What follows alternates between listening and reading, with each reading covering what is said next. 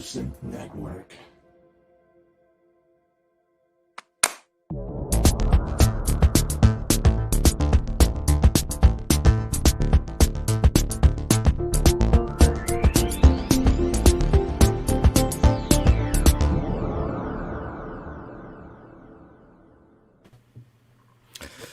Hello and welcome to Pro Synth Network, and it is Friday, June 11th, and we're happy to have you and look forward to talking about synthesizers and recording and plugins and all things music, really. So, as you may have noticed, I'm not Robbie.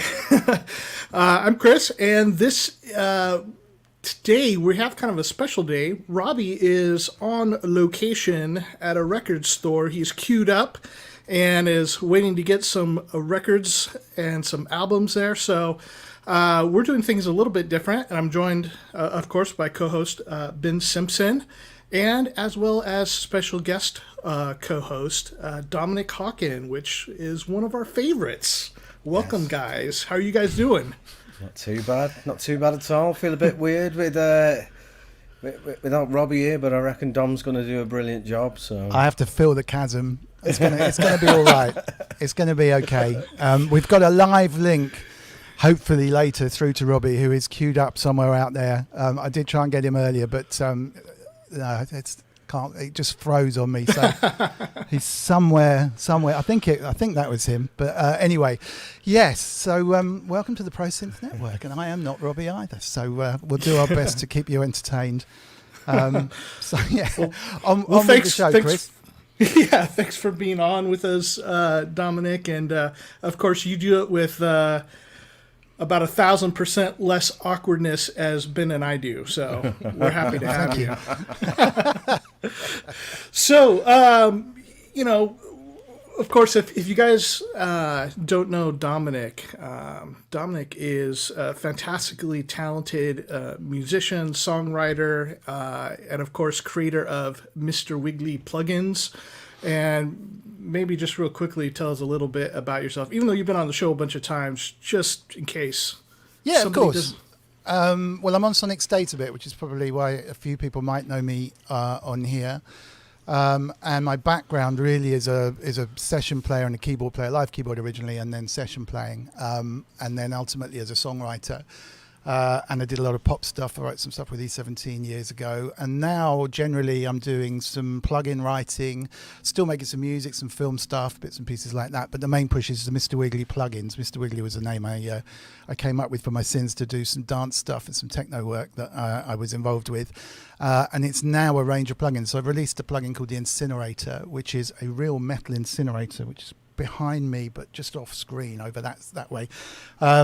It's a reamping plugin, basically, that I'm sure I'm preaching to the converted to in this audience, because most people have either heard it and don't want it, or heard it and bought it already. So there's no point in banging on about that too much. But the new version of that's about to come out. I've got a couple of ideas coming on for the next ones. There's three kind of in development, and I can't think of the one to release yet. But it will be soon, nice. Which is fun. And so we're going to talk about the new Touch OSC later at some stage in the show, which is the kind of network MIDI controller iPad style thing, which is kind of floats my boat, to be honest. So that would be a good one to talk. But there's also a bunch of other things to talk about, plus all of the usual housekeeping stuff that I'm hoping Cryss can take over with things like Patreon and that kind of stuff, please. Yeah. So, of course, you can find us on social media at Pro Synth Network, and I think we're pretty much all over. Facebook, of course, we have our group. This is where this all started. And if you want to chat with us during the week, we've got a lot of great people in the Facebook group. You just need to go to Facebook and check out Pro Synth Network, and then it'll ask you if you want to join the group. I'll ask you 3 questions. Be sure to fill them all out, though, because that's one of the problems that we have is like people only want to fill out one question. Scroll down if you need to scroll down.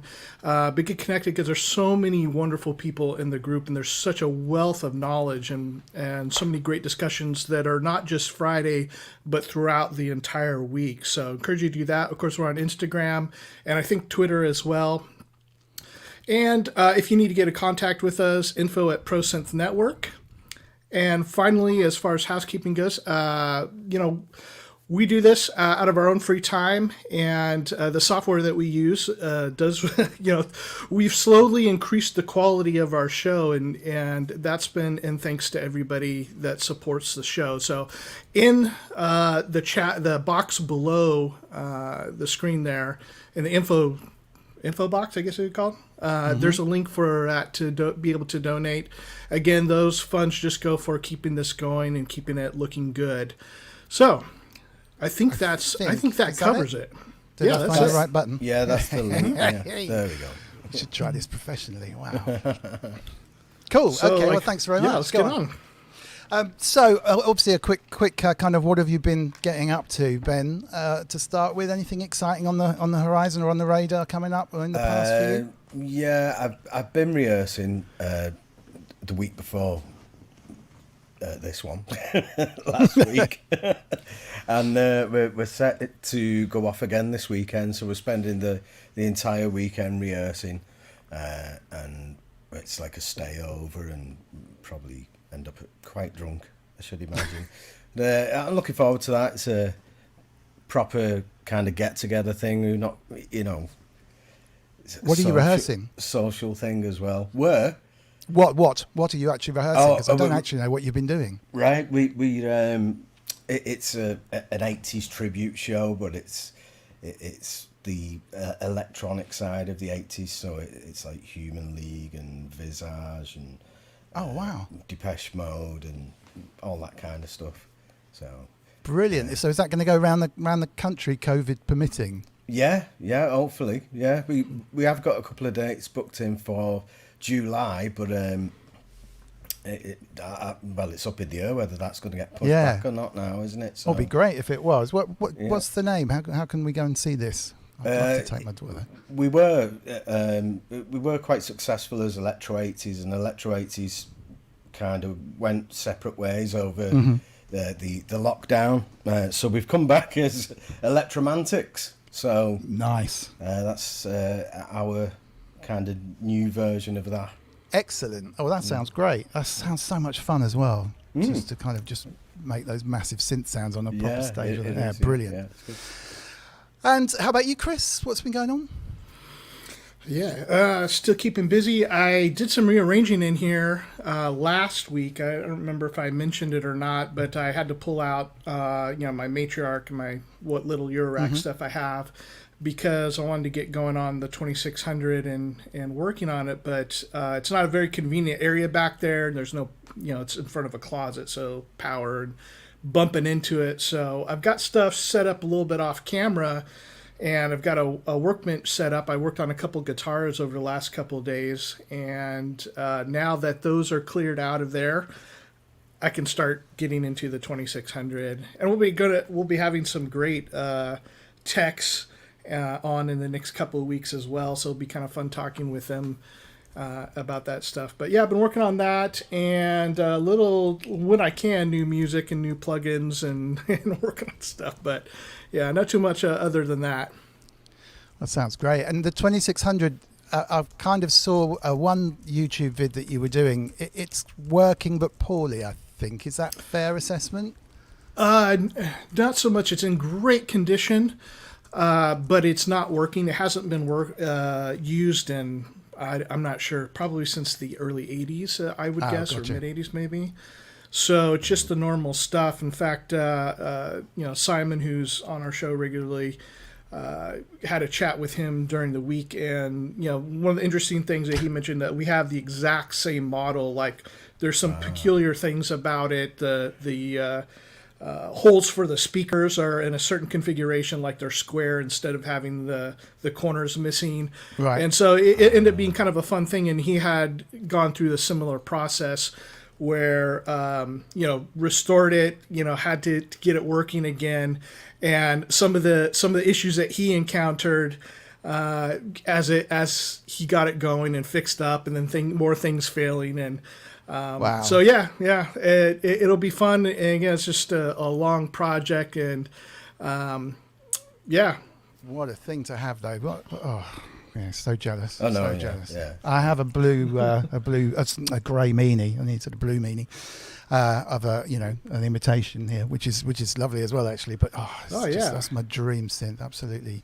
Well, that was the one that you had sent to Starsky's That's right. car, right? I sent it to Starsky car. We were chatting about the incinerator, actually, and I was, you should try out my plugin. And he said, oh yeah, I've got this I've got the blue one, and I said, well, maybe if I send you my grey one, I want to know what the difference is. Oh, that's right. No, he had the original one, didn't he? Without the tuned capacitors and resistors and stuff, right, yeah. So the hand chosen components, and without the spring reverb. And I don't know if anyone's seen the thing. It's just like, it's such a good video, because there is a difference, but there kind of isn't. There's definitely brighter. I mean, unfortunately, I thought his sounded slightly better, but he may have just opened the filter a little bit more or something. But you get, it's very, very entertaining. I mean, all of Starsky's videos are entertaining, but that one in particular, because you can kind of sense he's going down this rabbit hole. And should I really be filming myself saying this kind of moment? Yeah, But I'll tell you, watch that one. Yeah. Oh, it's good, really good. He is a treasure to the community, because on so many of those projects and those comparison things, there's so much work that goes into it, and so to have somebody that will take the time, I mean, that's got to be dozens of hours of work just for an hour video. But so that we don't have to, all of us have to go and wonder about these things, because that was one of the big questions, like how do these different models compare? But it's nice to have that. So now I feel like I know. I'm not curious to have to do that. No, and I mean the hand chosen components and stuff might make a difference in many years to come. I mean it's difficult. And then his arrived actually literally whilst he was filming the video. So he literally had the blue one, was it the grey one and the original one? And so we started comparing the blue and the grey ones, which are supposedly identical. It's fun. It really is a good video, because it's serious, but it doesn't take itself too seriously. So, I mean, it's really nice one. We have oh my gosh! Hang on a second. Live from the queuing system. It may be that. Hello, sir. How are you doing? Hello. Can you hear me? Yes, over. This is London calling. This is Bury St Edmunds calling. United Kingdom, nil point. We can hear you clearly. Over. Nice one. Well, here I am. I'm outside. This is Vinyl Hunter. Let's get the badge in there. There you go. And I'm here with friends. Right, yeah. And a friend, I can say. A friend, yeah. Well, it's early yet, but I'm first in the queue. Means I get my bargains. Excellent. But when does it open? 8 o'clock tomorrow morning. Oh no! But they'll be here beforehand with breakfast and shit. So yeah. All right, yeah. We should have a synthesizer store day, shouldn't we? Yeah. Where they release limited edition synthesizers. Will you keep our place in the queue overnight, and we can just turn up in the morning, or? I could do that. I've got my ticket now. I could actually fuck off and come back. How are you all doing? Good. Yeah. We're good. Yeah. We've already explained actually how we all are. What have you been up to this week in the past week that of note?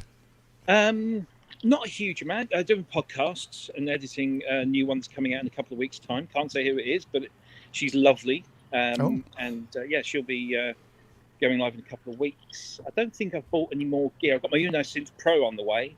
Been told that that's coming next week. So looking forward to getting that, and maybe we'll do a little thing on that. But yeah, that's pretty much it. Fairly quiet at the moment. And your sleeping arrangements. I mean, we've got to get all the important questions out here. I mean, is it on a chair, or have you got a little tent or something? So that's my chair, but I do have my car with me. This is the beauty. Let me show you this. So, where are we? So I have like food and clothes and laptops and everything in here. So we're well catered for. Yeah. This is awesome. Yeah. It's a tattoo shop there behind you as well, so maybe There you can is, get yeah. yourself inked up whilst you're waiting as well. They, Tattoos, there's food places, there's a restaurant. you should get a record store tattoo, record store day and then just do the year for every year. Yeah. It's I'd get a nice long line down my arm, I think. Yeah. Why did it stop on 2026? The shop shut. Oh, I can't get used to holding this thing. you're doing well. Chopping We're my head off coping. here. Yeah. But It looks very very lovely where you are. Cobblestone walls and you know, Yes. quite countrified, very Well, beautiful. this is the ancient town of Bury St Edmunds. It is ancient. We've got an abbey here that does. When was that? That was like 14th century or something. And the actual original patron saint of England was a guy called St Edmund, and this is why it's called Bury St Edmunds. He came from here, and he was genuinely English, unlike the one that we currently have, who was Maltese or Georgian, or I don't know, but he wasn't English. But yeah, the original patron saint of England came from this very town. And is there any musical trivia that you can give us about Bury St Edmunds? John Peel's funeral was held here, which is a bit morbid, but it was a lovely day. Musically, there's actually a really good music scene here, but it does tend to be more kind of indie guitar rock stuff. There's not a huge amount of electronic music or synthesizers. There's no music technology shops here. It is a little bit old and dusty in that regard, but there is a very thriving music scene in the town, and there's a couple of recording studios, one of which is run by Simon Glenister from I can't remember the name of his band. It's kind of a famous band, but anyway, he does a whole bunch of music technology work with young children or young adults who have maybe sort of gone on the wrong side of the line. So he brings them, into a studio and helps their rehabilitation through music technology. Actually, we should get him on the show. We should get him on the show. Totally. Yeah, definitely. Yeah. Well, you better get back to your queuing because it's chaos. I can see. You've got to hold your place. We're just waiting for dinner to turn up. But David's daughter, right, is offered to go to McDonald's, and so we're going to be eating very healthily. And there's beer in the boot, so we're all in for the night. Well, how much battery power have you got? Because presumably you can stick around and, or are you looking to kind of? Well, I've got. There is a plug socket that they normally leave, one of these outdoor ones. They normally leave it switched on. I haven't tested it yet, but I do have the car. But I'm taking up way too much valuable synth talking time here. That It's great. It's epic. Consciously contribute to. There was a question as to whether you've taken any kind of FM style stuff with you to make some music. Anything there at all to make any tracks with you? I did think about maybe putting like the Uno synth and the Uno drum in, but nothing FM, because I don't think I've got anything that's battery powered that's FM. But is there anything that's battery? Oh, yeah, my Sonic Liven. Unfortunately, that's been delayed. My Liven XFM, which they're suffering production troubles in Malaysia, I think. So right, yeah. Well, if you wait till, go ahead, Ben. I was just to say, what about those QY things? Were they not FM? No, they were all AWM stuff. There was the SU10 which I had, the little sampling one. Right. I only bought it because I saw Bjork using it. I thought if Bjork's using it, then it must be good. And I bought it, and it was bloody awful. But it looked nice on its little lip on the CS1X because it had a custom-built lip, didn't it? Do you remember that? She'll be in the queue later, no doubt. Was the DX200, was that battery-powered? The 100 had batteries, I think. The little one? Yeah, the 100 had. I've got one somewhere. Yeah, had batteries in it. Yeah. I need to buy myself a DX100 then, don't I? Yeah. Well, it's too bad you didn't bring anything because you would have had a captive audience for your Dallas Jam out there. Yeah. A Dallas Jam. A Dallas Jam with just a DX100. Like Bury St Edmunds Bury St Edmunds Black Friday in full effect going on, and we're seeing it live and direct. Yeah, DX100 Dallas Jam. Wow. Dear, oh dear. Anyway, Tobias Hines has got the plan here. Whoops, that's the wrong one. think this is a new format. We send Robbie up and down the country to report live. Best sounding picture of him too. It looks better on there than it does in the room. This is very true. There's a much better camera on the iPhone. I should use that for We all thought that Ben was going to be the first to do an outside broadcast from his rehearsals, but he's not done it yet. Oh, yeah. I should have done. Yeah. Well, we should do next time. Yeah, it'd be nice to hear what it sounds like. It sounds like a fun thing to. If the July gig goes ahead, I'll have to do it from them because one of them's on a Friday, so I'll have to do a live link up then. Well, we'll want to have interviews with Andy and Phil, but it might not go so well for you. Yeah, you don't want to speak to Phil. Top three records on your list then, Rob, in case you lose your battery power. Tears for Fears live at Massey Hall, 1985. First time on vinyl. Actually, first ever official release, I think.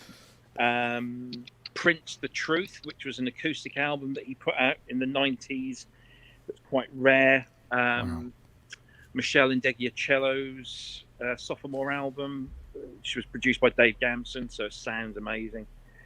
And there was a few other bits. There was the Howard Jones 12-inch album was supposed to be out tomorrow, but that's been delayed. But there's some nice little nuggets on there. Are they all re-releases, or like re-releases pressed better kind of thing, or is there anything new product coming out in general? A little from column A, a little from column B. So there are some people that just do fancy repressings in coloured vinyl with.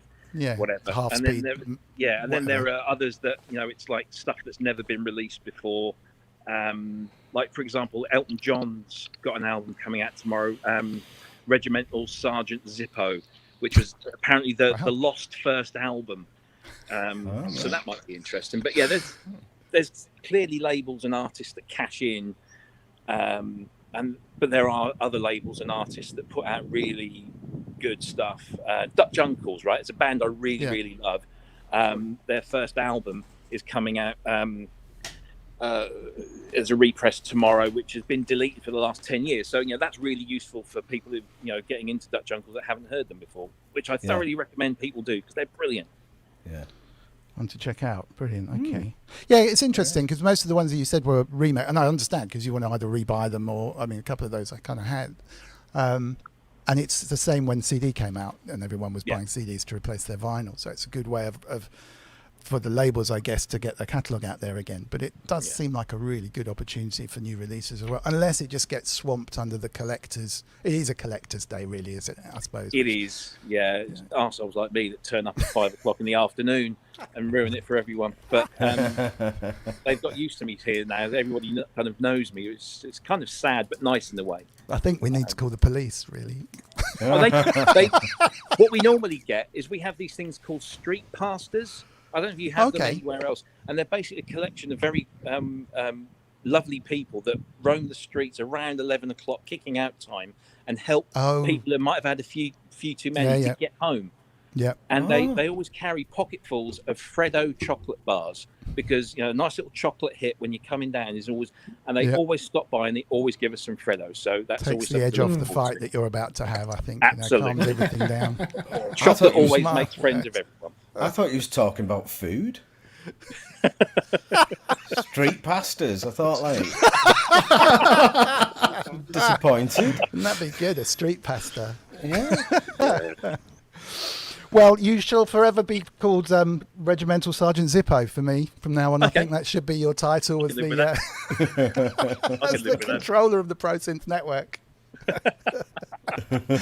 We should probably have a look at something synth related for a moment, if that's okay. Is that all right, Rob? Absolutely. I'm going to go now because my phone is getting really hot and there's probably battery. Yeah. All right, no worries. So, pop up whenever you want, and if I see it pop up, come join us in a minute. See you later. See you later. See you later. Bye. Bye. What a wanker.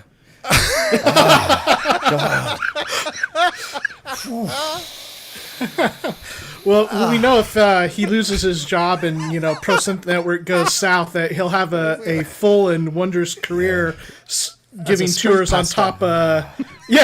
And giving tours on top of double decker.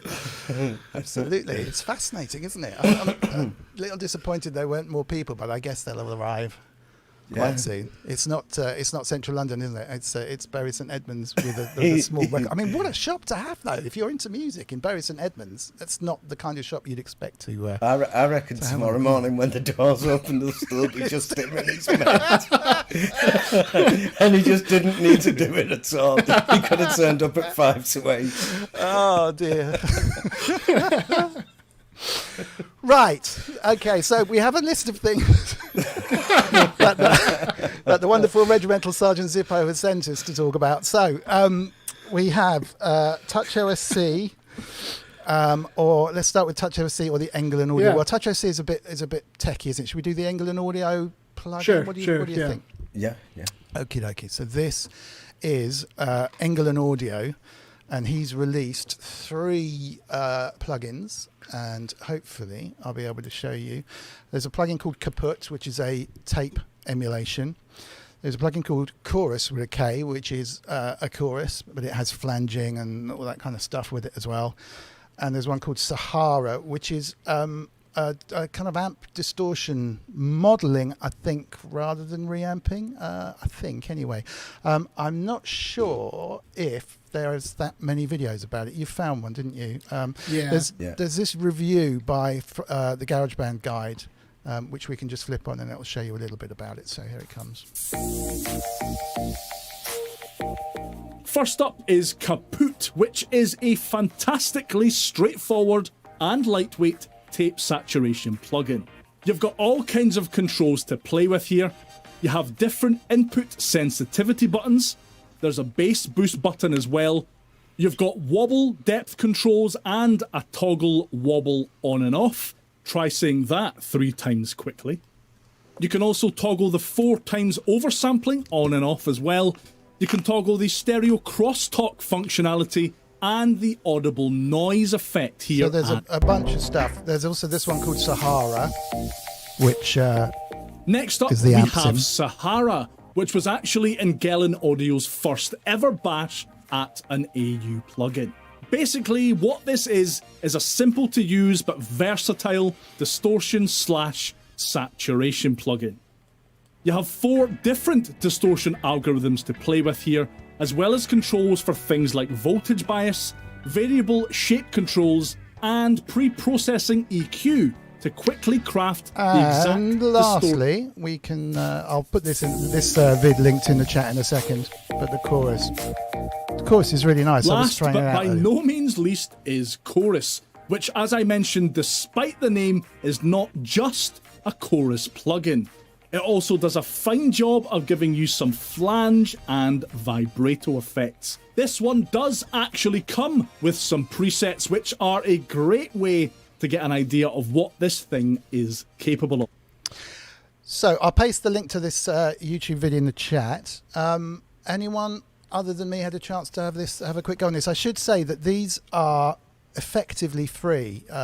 It's a Patreon that you can join, but you can download them for nothing if you so wish. I highly recommend that you throw the guy $5 a month for a couple of months if you do so, because they are neat plugins.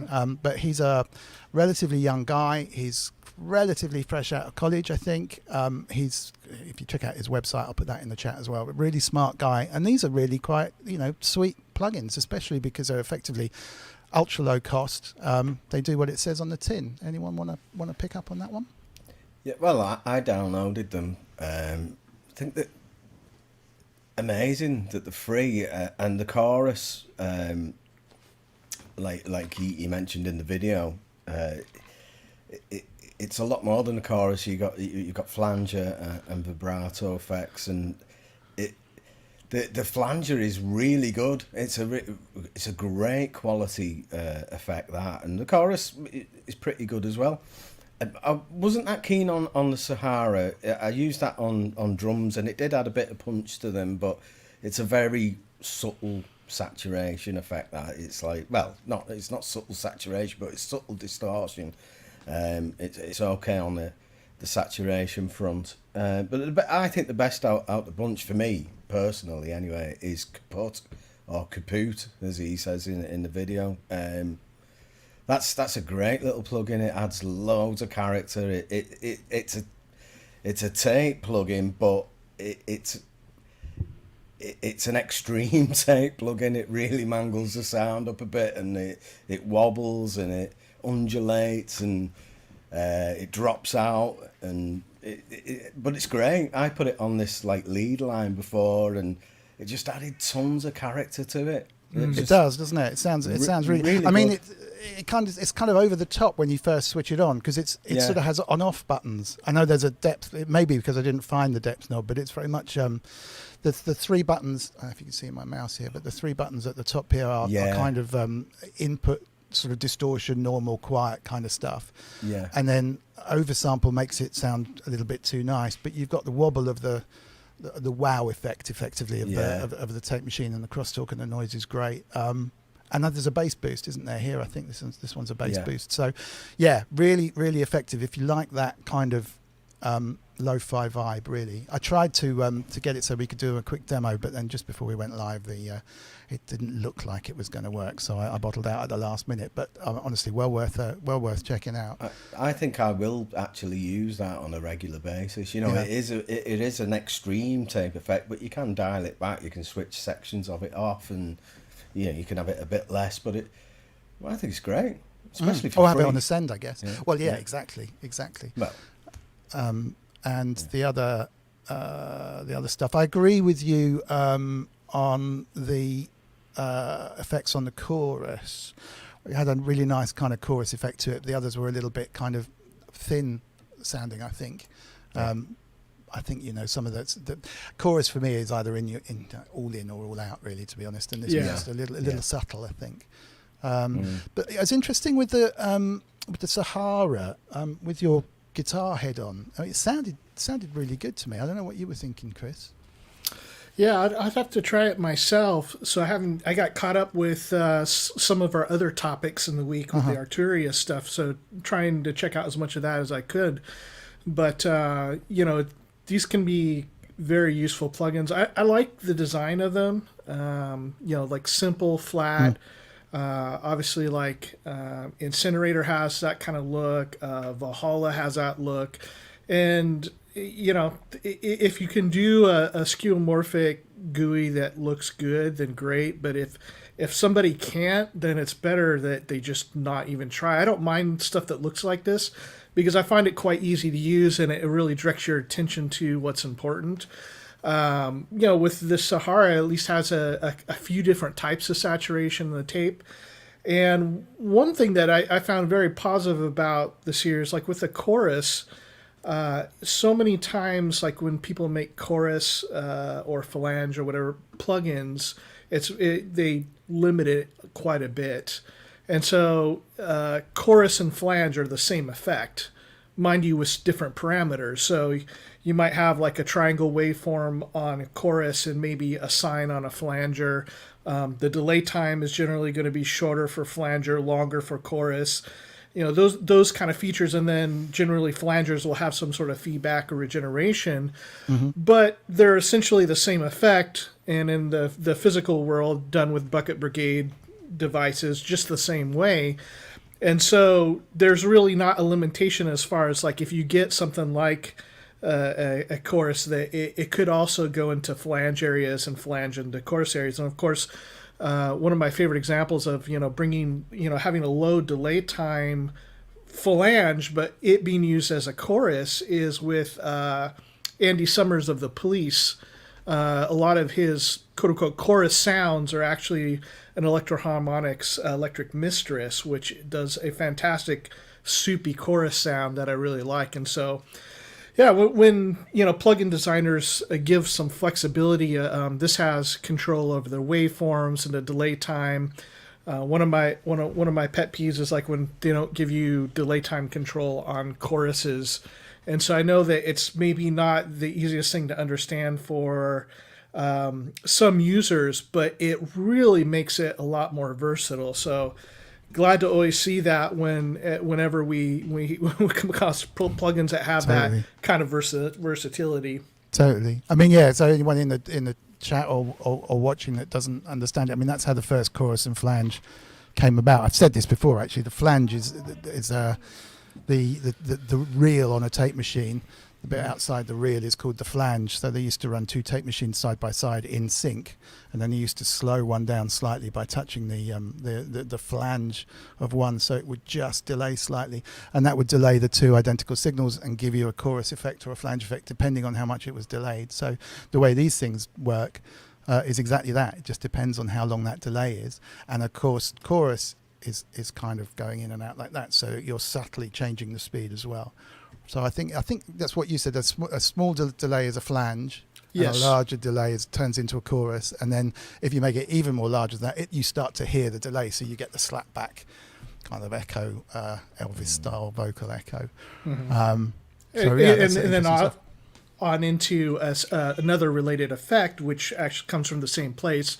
So, the first flanging coming from, I believe, Ken Townsend on a Beatles session. And I think John Lennon was the one that had coined the term flange, like put on Ken's flanger because of, as you said, touching the flange, the edge of it. But when they would get it into longer delay times and are still having the modulation of it, then you get into artificial double tracking, which is, again, something that was pioneered in those Beatles sessions. Yeah, absolutely. If you're going to double track and you're not going to sing it twice, then the best way is to either tune up and tune down in the left and the right speakers, or change it somehow, and so that you're playing the same thing. I did, there was a couple of times when I've been to a studio and people were flying in vocals off of samplers twice or three times to make them sound bigger, and of course all you're doing is you're making them sound louder because they're absolutely sample locked. There's no point in flying them in. Yeah. But if you copy them in or fly them in with something subtle, off tuned or whatever, there's a classic SPX 90 preset which is going way back. SPX 90 was a Yamaha plugin, a Yamaha effects box, multi-effects box. It's kind of the first affordable one that you had, reverb and delay and chorus and flange, and you could select it. Only did one at a time, but it was a start. And that had a spatializer, I think it might have been called. What it did was it took whatever went into it and it pitched the left speaker up very slightly and the right speaker down very slightly, very, very subtly. And if you used it on a lead vocal, the whole thing just suddenly went bosh, And there are people I know in studios who still have an SPX 90 just set on that setting because they want that kind of sound, the way that it was working. Yeah, and even before that, I think with the early Eventides, what was the model number, 949, I think, and that kind of early series where they do the same thing. And that's actually how they do the stereo flanging and chorus as well. You just have two LFOs, I guess, that would be shifting out of phase. So as one is going shorter in delay time and the other is going longer, it creates a stereo effect. Nice. Well, let me just flip back and see if I can find the Patreon page. So I've posted in the chat this web address. If I click the download, I think it takes you to a Patreon page. So you can subscribe for £5 a month and support him, but you can download them without doing that. But this guy is a really cool guy and deserves your support. So if you were going to spend $10 on a plugin, why not just spend $10 on his Patreon before just downloading it for free? He's a good guy. I think there's some good things yet to come from this fella absolutely. as well. So it's good to support him because it benefits us in the long run. Absolutely. He's here. He's a 22-year-old Dutch-American musician, piano. Grade 8 piano trained, just finished out of the University of Hertfordshire. Is that the US or the UK, Hertfordshire? And he's also offering mixing and lessons and all sorts of stuff. So he sounds like a really smart, switched-on kind of guy, and these are definitely smart, switched-on kind of plugins. So highly recommended. Let's just flip back to that. So next on the list. Well, would someone like to choose what's next on the list? There you go. Who would like to talk about what? Well, should we cover the Mod Dwarf? Yes, a piece of hardware. So let's go and take a look at that. So Mod Dwarf is made by Mod, and I have a video of it, which I can just flick into play here. Hopefully.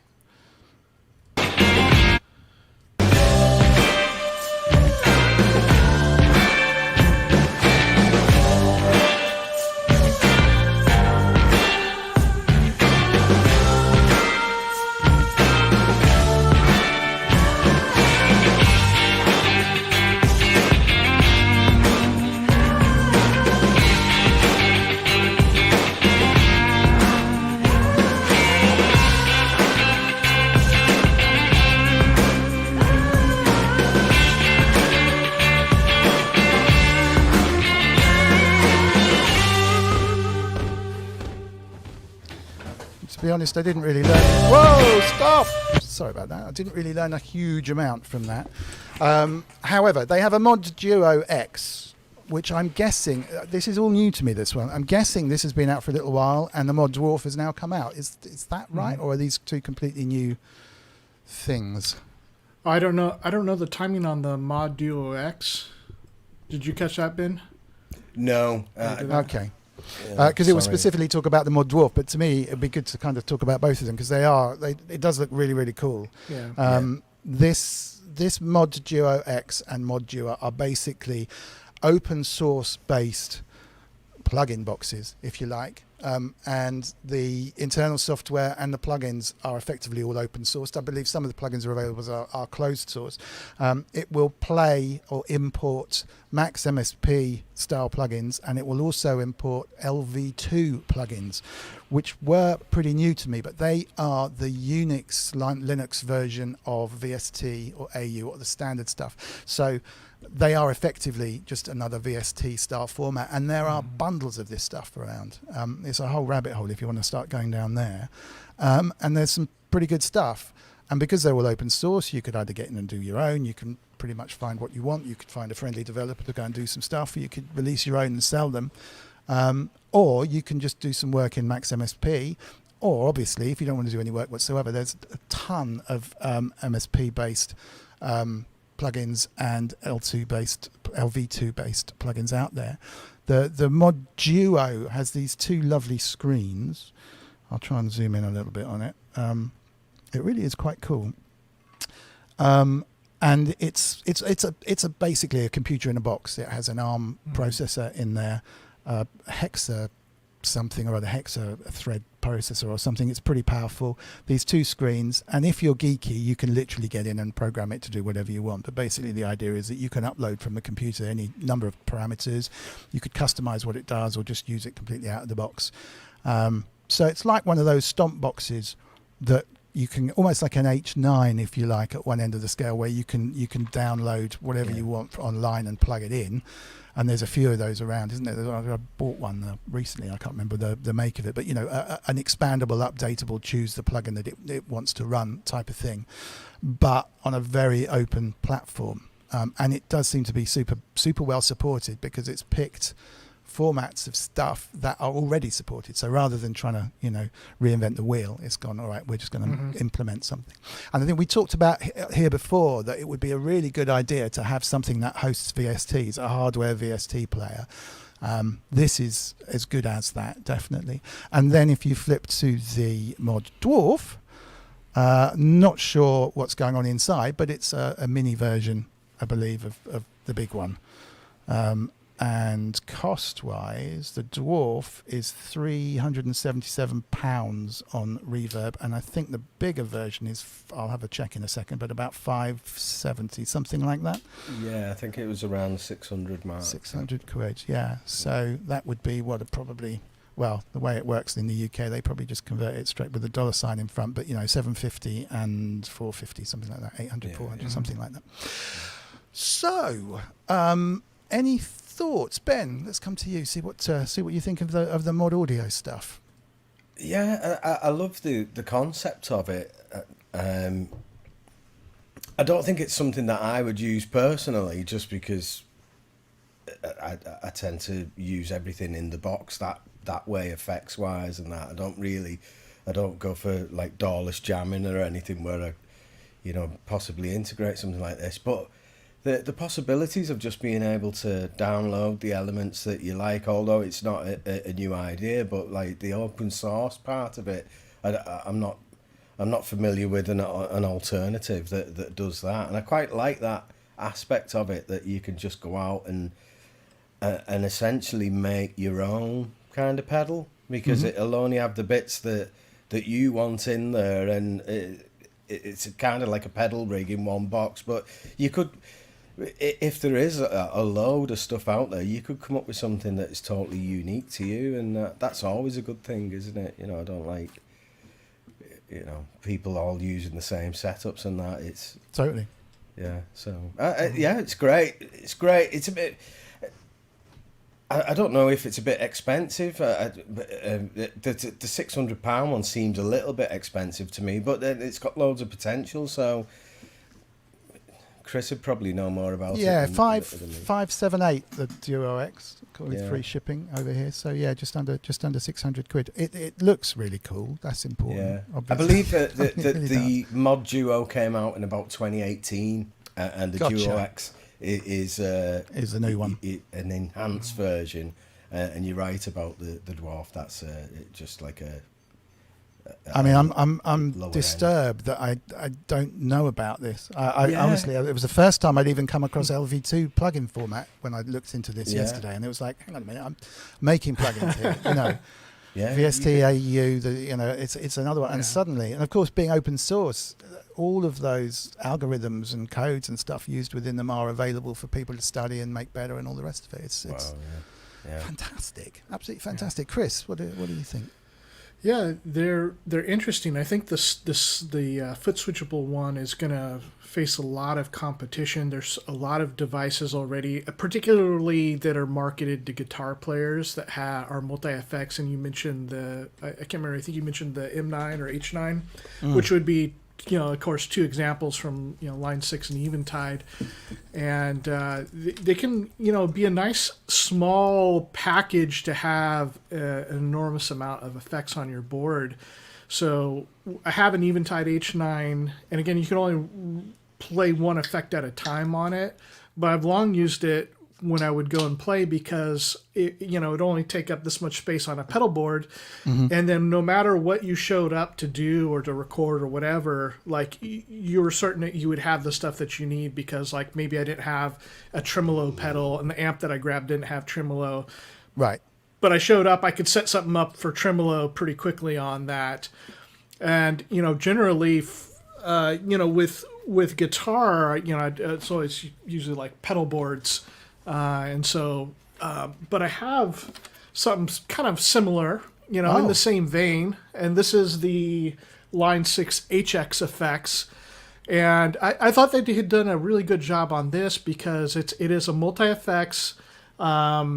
And you can have it has 6 stomp switches for your effects, but you can have actually more than that programmed into it, and some configurable things like you can hit one switch and it'll turn on 3 effects or whatever you like. You can set up scenes and all of that, and then with the scribble strips, it makes it really easy to program. I mean, it's so simple.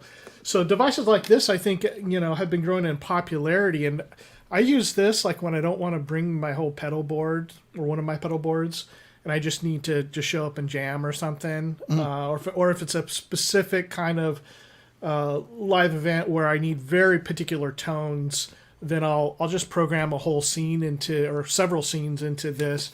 So I think these mod, the Mod Dwarf and all that, and the Mod Duo. And then particularly the Mod Duo seems like it would be really a great addition for synthesis that, again, like maybe more like the DAWless jammers where you have your hardware set out on a desk. You don't need a bunch of foot switches to turn things off, and maybe not the most simple thing, but to have some multi effects going on there. It seems like it's a good idea. Yeah. It feels maybe a touch on the pricey side, but I mean, I know what's inside it. These things aren't cheap as well. And you're right. I mean, you can configure it pretty much to do whatever you want. If you're a bit of a geeky Cody nerd, this is perfect, isn't it? Because you really can get your hands dirty if you want to. Also, if you're writing plugins, this is a great test bed. But obviously, there's far more musicians who are wanting to do DAWless jamming, all that kind of stuff, than there are people writing plugins. But it feels like the first through the door of something that is actually going to become very popular, I think, and hopefully it'll be one of these. I mean, because I don't know, I'll just go back to this not even knowing about LV2s, as someone in the industry, like, hang on a minute, there's all these completely free plugins out there that are really neat, and have been in the domain of the Linux user up until now, that can just be, used either on your computer or whatever, out of here, and you can start configuring them. It sounds really, really neat, really, really neat. But I agree. I think if it's one of those multi-effects live useful tools, I think, perhaps, maybe rather than in the guitarist's arsenal, as you say, maybe. Yeah. This is not something I would get for studio use, but unless you are again doing the kind of full jam yourself with synthesizers. But for comparison of price, so I just Googled this, and I guess they retail for $4.99 US. So as far as price comparison, now Line 6 has been good, and they've been doing regular updates and adding new effects models and things to this. I had a Fractal, which, Fractal makes great high quality amp models and effects, but their effects platform was they basically discontinued it pretty quickly and stopped supporting it. So it was a very big disappointment. I ended up selling it, even though it was a very good sounding unit. So I think with the community support of with this platform, it will be interesting to see what happens of it. I mean, like with the VCV rack, having so many software developers putting their modules in there, it's really kept that alive in a good way. And it'd be kind of curious to see what happens with this. Yeah, absolutely. Do you think that, like, you said that this could be the start of something bigger? Do you think that this kind of approach could move from effects into other electronic musical devices? Is it possible that, like, a synthesizer, say, in the future, that not too distant future, I'm not going all sci-fi, but like could maybe have like well, they've done it. Korg have done it with some things, I was haven't they, about the oscillators. It just dawned on me then. The NTS one is the first of those, isn't it? And what a brilliant thing it is. In fact, Sasquatch was in the chat. He already said it, as a cheaper development platform, it's the one, and it just epic. It's the manufacturers are being brave enough to open their stuff up. And so they're still, even now, worried about maybe losing some control, which is fair enough. They're probably worried about making some of their source code public as well, because it's like the guy that originally wrote some of it left or whatever, But it seems the way that technology's going in general, though. It's like nearly everything now you can put an app on it in some way or other. So I just wonder if, like, further down the line you get like a new sequential synth, and you're a little bit gutted because you can't put anything into it yourself. You know? Well, I think it's two markets. It's drum machines and drummers again. Personally, it's just like we are now in an area where we can replicate stuff in computer. So you can say to a computer, "I want you to be a PlayStation 2," and run an emulation of that. And you can build a box like this that's capable of hosting LV2 plugins and hopefully some VST plugins and all the rest of it. So there really is no reason why that whole side of things shouldn't grow and be kind of utilized by manufacturers. So Korg is absolutely brilliant in saying, well, look, here's a fabulous little synth. By the way, if you're into it, we've released the tools that we use to make it. Knock yourself out, see what you come up with. And that's perfect. There'll obviously still be a demand for a synth that's been made by someone who's just amazing, and it's his creation, it's his piece of art, it's his product, if you like, as well. But inside these things, when you're fundamentally digital, they really are computers and FPGAs running digitally. Why not open it up? It makes complete and it gives the user some options. I mean, if you think about it, like with the Korg stuff, you're able to check out what everybody else has made. When stuff is baked into it, I mean, you hope that it's good, and sometimes it is and sometimes it isn't. And like say with the Moog 1, I mean, that's a pretty big purchase, and the effects in it, there's some good ones and there's some bad ones. And it's got Eventide stuff on one of the sections, and I'm not they're usable. I'm not a huge fan of Eventide reverbs. I would much rather be in the Lexicon camp, but it is what it is. Now, most of the time, I always run it into Logic anyway, and so then I've got all my Valhalla stuff or whatever, or if I want to put it through some incinerator or whatever I'm using at the moment, that's not a problem because that's my normal workflow. But I can see like where people are taking synthesizers or they're playing live or they're doing DAWless jams to have that kind of flexibility to go like, maybe eventide reverb is not my thing, but maybe somebody else makes a really great reverb that I could just drop into my hardware. Yeah. I suppose, like for the developers as well, it could increase the life of a product. You know, somebody could create something towards the end of its natural kind of life, and everybody starts using it again and wants them again. You know? Exactly. This is going on now with Mobius. If anyone's come across Mobius, which is a looper, a software looper, and it was one of the original ones. It's just epic and amazing, and hasn't been touched for a while, to the point where it only runs 32-bit. And the guy behind it has just decided to open source it. And it's a hard decision to make, because there's a lot of work in this thing. I would imagine the code in there is potentially a bit of a minefield in places. This thing has been developed over 10 years. And he's saying, I will open it up if you guys that want to access to the code can show me, I'll give it to you. If you can compile it and get it running, because that's a challenge in itself, then we'll talk about, opening it up. And this is huge, because there are people around using Mobius who are tech heads as well, who were just thinking, basically, thank you for this. This is amazing. Yeah. We're not going to let you down. The open source community will pick this up and give it a new life. Literally pick it up and turn it into something.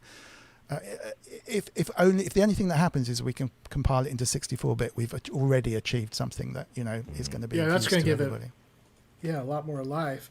Or even this has happened in hardware, where people have come up with modifications for, say vintage synthesizers. Like what was it, the Prophet 600, I think, and Glee stuff, and also with some of the Roland ones. The name slips on my mind. I don't have any of those. Is it? Kiwi, yeah. And there's another one. Of those.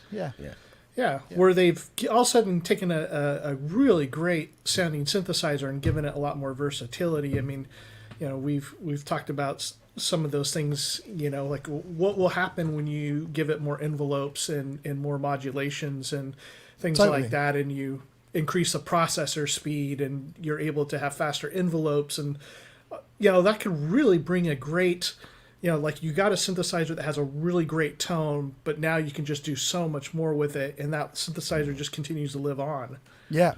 This is the Kiwi patch editor. Jealous. Which is probably people are. But I have JX3P was the first synth I ever bought, and I've got two now, including the one that I bought when I was 17 or whatever.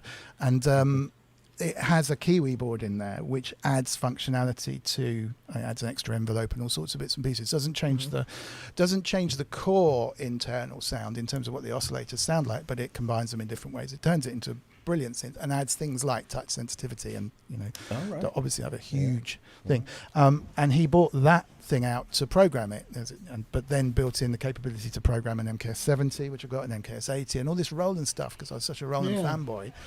Started to be able to be programmed from that, and he's just amazing. This guy called Murray, and it's Kiwitronics. Check him out on Facebook. But he reverse engineered how the JX3P processor works, and then wrote it better. But that's the point, isn't it? They might as well give them permission to access the the guts of the thing, because they're going to do it anyway. Well, and they're certainly not pursuing him. I can see why a large corporation can't be seen to endorse something, but it's very obvious when they absolutely take a step back and go, you have our silent blessing, if you like, which is just as good in terms of if you're a big corporation with shareholders and stuff, I think. I've got these things, one of the voices went in my Juno 106, which is a very common problem, because the voice boards in there are encased in this waxy, gunky thing, which breaks and stuff. So the way to fix them is pull out the voice boards and stick them in acetone for 6 months or so. It gets very...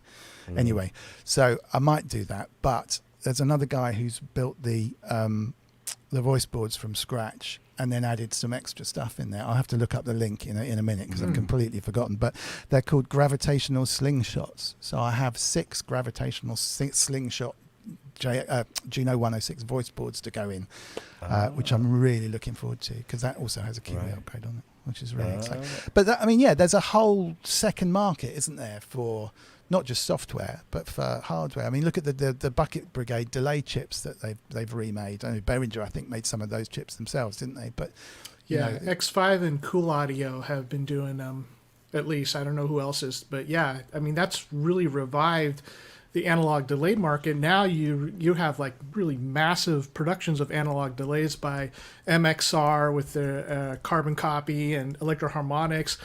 I had gotten one of the I have had vintage Memory Mans from the 70s and then even some from the 90s, but there was such a great sounding delay, and they did a run of the deluxe version with 1100 milliseconds. It was just phenomenal, and it had the one I have has the original Panasonic chips, but they ran out of those, so it's like, what do you do? But now with these new ones, they've got it back in production, although with the newer chips, and it's just such a classic sound. I'm glad that they're able to do this. Yeah, very, very cool. Very, very cool. Okay, well, we've been running for about an hour, so if you haven't liked the video in YouTube, do click on the like button, because if you're watching the live stream, the like things tend to disappear, so do pop us a like, which would be really good. There's also a lot more people watching than there were at the start, and they're different people, so I don't know if you want to just run the Patreon link again. I'll stick it up, give everyone a little bit of an insight, Cryss, into what it's all about. I am not Rob Puricelli. I am Mr. Wiggly or Dominic Hawken. Rob is standing outside a record store. I did have all these pictures of Rob kind of ready to run when he failed. So this was going to be one of the pictures. Yeah, I can see him there. That's one from wartime. That was the first. That was the first one he went to, wasn't it? Yeah. Yeah, you got to say, Rob looks lovely in a dress there. He's here actually with the hat and the cigarette. and as a complete backup, I thought that was Rob there. Yeah, that's definitely him there. Yeah. But unfortunately, or fortunately for us, thank goodness, his phone did actually work, so he's been able to contact us. And so hopefully, sometime in the next hour, he's probably getting on his phone right now to get in touch with us. But yeah, Cryss, if you can just give us some idea of the links to support the stream and so forth, that would be great. Yes. The easiest thing is, in YouTube, the description box. What's it called? Let me click on a video here and find out what that is, because just in the info underneath. Yeah, the info box has all the links that we have. The first one is for if you want to donate to Synth Network, help keep us going. We also have the links to all of our channels, including Dominic's there, Ben, myself, and Robbie. And he, of course, follows on all the social media. Cool. Thank you very much. And please do pop us a like. It's amazing sometimes when you have like 100 people watching the show and then you see 5 likes at the end of it, because I'm the same, just completely forget. Let's just see what else is on the list. We've got a few other bits. Maybe back to a bit of software. I'm thinking why don't we discuss the Behringer Brains, because that's getting a lot of talk in the chat. They've been asking about it. Did that get sent over to you? It didn't get sent over to me. So on the fly, the Behringer Brains. Right. Yeah, there's a YouTube video brains for it. There's not much out at the minute, but yeah. Let's have a look, see what this is like.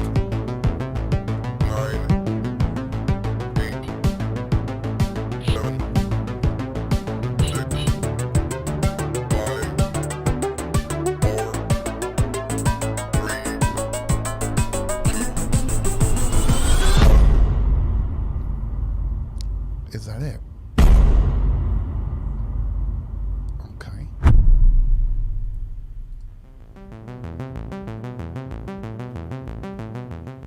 Now they were going to do a door, weren't they? Is everyone busy chatting about what they think it's going to be, or has someone actually told us? We don't know what it is yet. EMX Goal says is it something to do with Airwolf? Very good. Discuss it next week instead, Steve Owens. Yeah, I think you. Their teaser has worked, hasn't it? Yeah. Okay. Yeah. Well, whose idea was that? Off you go, Cryss. Tell us all about brains. Well, I mean, that's all. That's all we know about it. It was that video came out literally right before we started the show today, and so yeah, I mean, there's not much you can see on there. I think what we can see so far, there's some sort of screen with graphics on it, and then there what appears to be, as Ben pointed out earlier, like it looks like lighted knobs, and then also some sort of indicator LED array. So okay, let's go. Let's do CSI Enhance. Yeah. Let's see what happens. So there's pause it there. Yeah.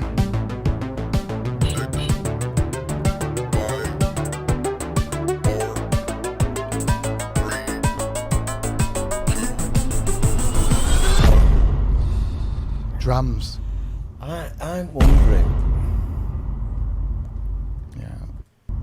I mentioned this to Cryss earlier. The teaser is very similar to the Wing teasers that we got just before that came out, and we got all these little icons and everything. Could it be? I was thinking at first, is it like a rack-mounted Wing? But that makes no sense, because the Wing is kind of like a desk studio controller interface as well, isn't it? So a rack-mounted one of them wouldn't make a great deal of sense. But hardware that had some of that functionality in it and was like an audio interface or what have you. Okay, so let's have a look worked at hand in hand with this before door that they've got. Before you move on from that screen, I think I know what it is. For those of us that spend our money on synthesizers and not maintaining and not getting new vehicles, from back in the day when you have old cars that are not so old that they're cool, but they're just old. And you have to, the CD player stops working, and you get the new head unit to go in there. Yeah, I think we're looking at a Behringer car stereo system here, right? It does look like a car stereo, like a lot. Yes, we are. Let's have a look. Rocky67. Rustying. I just went to the bathroom. What is this an ad for? Well, we're all trying to work out the same thing, to be fair, Rustic. It's like, it's the new Behringer teaser. We found some pictures of drums. Let's have a look what the chat guys are saying. Someone's saying a door. Sonic Link saying it might be a Microfreak kind of thing. Steve Elbows is saying Behringer stole it for themselves and aren't quite sure what they're making. That's interesting. 3-tier thing came up when I Googled it from Rocky. A sampler from Sasquatch. I think you might be onto something. And Thorsten Tobias Hines said, looks like a lot like the Wing symbols, as you said. Could it be the sampler with Wing effects? That's quite an interesting take, isn't it? So they did say that they were going to release 2 synthesizers before the end of the month, didn't they? That doesn't look particularly synthy to me, but yeah, that is something to bear in mind. One thing, the clue that I and who knows how much of this is, I don't know, the fancy graphics stuff that happens, but if this, in some way that we're looking at some sort of see right there, like when you just started backing it up, you could see it barely lidded the panel of it, and it appears that some of these shots have reflections coming off of, as though that there's a table, like some sort of black reflective table, and then the device itself is sitting up against it, and then you see the reflections of what's happening on the screen onto the table, like right there. Yes. There, yeah. So I'm not sure if that's a fancy graphic, or if this is, like Ben is talking about, maybe some sort of like rack unit or tabletop thing that has a graphic display. Plus, if it was just purely graphics, like software, like a DAW, I mean, the resolution on it is terrible. This seems more like it's a low resolution display from a piece of hardware. Yeah, that looks like does, hardware. doesn't it? Yeah. And Sasquatch is absolutely correct. Their marketing is working extremely well, because I'm obviously hooked. Well, it'll be very interesting. Okay, so yeah, I don't know if they've got chat switched on. But it'll be very interesting to see what that is. And the most interesting thing, I think, was Thorsten's sampler with wings kind of thing, something like that. Sounds good, doesn't it? But it does look. It looks cool. If that's a piece of hardware with those kind of images on it and those kind of buttons, that's ace. You know, I think when we reach the next level of, you know, synth mastery, we'll be looking at that waveform and get, hey guys, does that look like bongos to you? Because that waveform looks like bongos. Yeah. There was a bit of wave folding going on there, I thought. Yeah, it is right in the middle there. But you know what? The important thing is that one of those little icons looked like a cowbell. Did it? Yeah. Oh, Yeah. That gets my vote. That It had a totally plus gets my next to vote. it as well.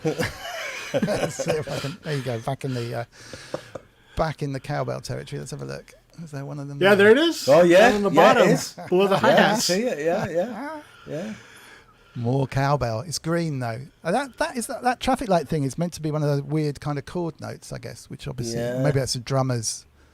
Anyway, enough of Sasquatch is definitely on the right track here. We're obviously Heard of falling for the glasses down Kool-Aid. there. Yeah. Totally drunk the Kool-Aid there. Okay, so let's have another look at the list. And if you are still out there, Rob, and you've had your McDonald's or whatever it was, give us a call in, say hello, find out how it's going. I'm more than interested in to find out if anyone else is queued up. Yeah. There was a couple last time, so it would be really nice to see who's joined you for the evening.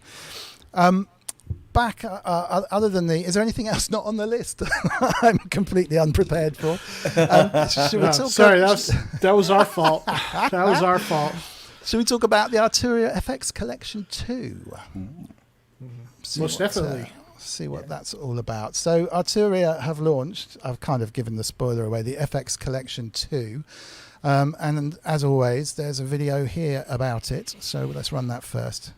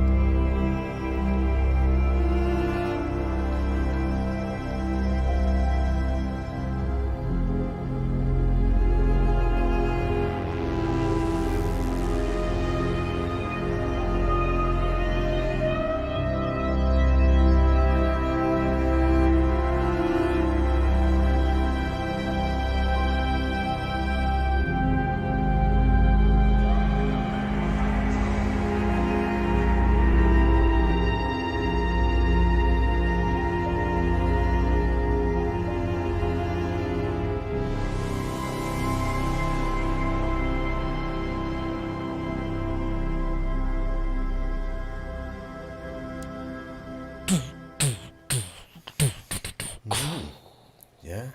I think it's a Cryss topic. Unfortunately, Ben, you're being left out in this. I think In this think synth it is. fest.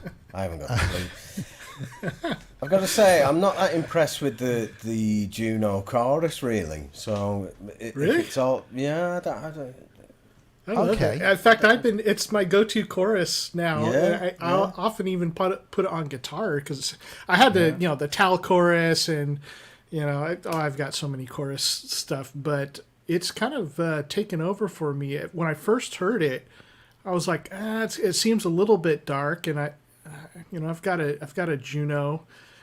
Yeah. And it's awful to use I was gonna do the mod where you can have an input on the hardware Juno and run your guitars or whatever through it, but that chorus is so hissy. I was like, it's not worth it. But yeah, I actually like theirs. I had a Juno 106. Well, I had two at the same time, and one of them had the really noticeable hiss, and the other one didn't. But the choruses both sounded like similar, like very similar. It wasn't like a drastic reduction in quality. I don't know if anybody's heard of that before. Yeah, there is. They get worse, and because they get worse slowly, it's a bit like a slow creeping tinnitus. You don't realise you've got it. Right. Yeah. So there are, there is. It's not a mod; it's a repair you can do, and I can't remember whether it's a transistor change or something. But yeah, they are noisy anyway. They are really noisy compared to modern day choruses. It's just they get even noisier, and mine's the same. It sounds beautiful when you're playing it, but it's actually, to me, pretty much unusable recorded because the whole thing is. Yeah, exactly. Yeah. And I haven't gone in because I'm still looking at fixing the broken voice to looking to see if it is actually one of those ones that's got worse. But yeah, common problem. It's an absolutely stunning chorus though. Yeah, it is. It's brilliant. It's Bucket Brigade, isn't it? I think. Yeah, it is, and that's one of the things that you can change if in addition to op amps in the chorus circuit. The Bucket Brigades also can be changed, and you can clean up that noise. Well, on mine, I just haven't bothered to do it yet. Yeah, I mean, the way those things work is we're going back to talk about choruses earlier. If anyone was around back then, it's a delay, right, which just moves slightly with an LFO. But Bucket Brigade is kind of, people think they're digital. They're not really digital. It really is named after a row of people getting water out of a river and passing the bucket on down the line. And what it's doing is it's just tipping over a voltage and delaying it very slightly as it tips over. So the more bucket brigades you've got, which tends to mean more chips, so one chip might have 4 buckets inside it. So if you put 8 chips in there, you'll have 32 buckets, and that will be enough for about 2 seconds, 1.5 seconds worth of delay, and it degrades the longer it is. So it's not a perfect copy because it really is just a voltage kind of folding over into the next one and just degrading slightly. So if you've ever played with some of those Moog Bucket Brigade, the Mooga Fuga pedals, the delay pedals, the longer you make the delay, the more crunchy and bad in a good way they sound, if you like. But it's not a digital crunch because they are just dealing with kind of voltages. It's an absolutely kind of lovely, almost tape style deterioration. But I think the chips are really hard to get, and I don't know whether I guess they have made new ones because that's what the new Juno choruses are based on, right? They must have done. Yeah, there are replacements. So I mean that's fortunately so that we can still maintain some of this old gear. Yeah.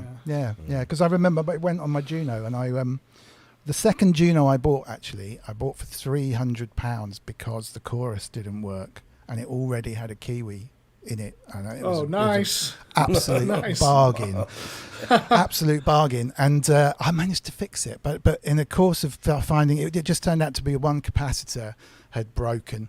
But I had it on an oscilloscope. It got me into trying to repair things, so I bought a little oscilloscope and I was going through it, and then I followed the Bucket Brigade circuit all the way through and managed to work out there's quite a decent service manual, work out what the Bucket Brigade was actually doing, and it was really fascinating. Now it's not quite as nice on the Jerks 3P to me as on the Juno. Whether it's just my Juno's noisier and fatter or something, I'm not sure, but yeah, it's the same principle. Yeah, lovely sounding thing. But to go back to what you were saying, Ben, you don't like the emulation because you've had a Juno 6, right? Yeah. I've had a Juno 6, 3 Juno 106s. Sorry, not 6. And I might have been a bit unfair on it. Like Cryss said, like he wasn't that impressed with it at first, but then he the more he used it, the more he liked it.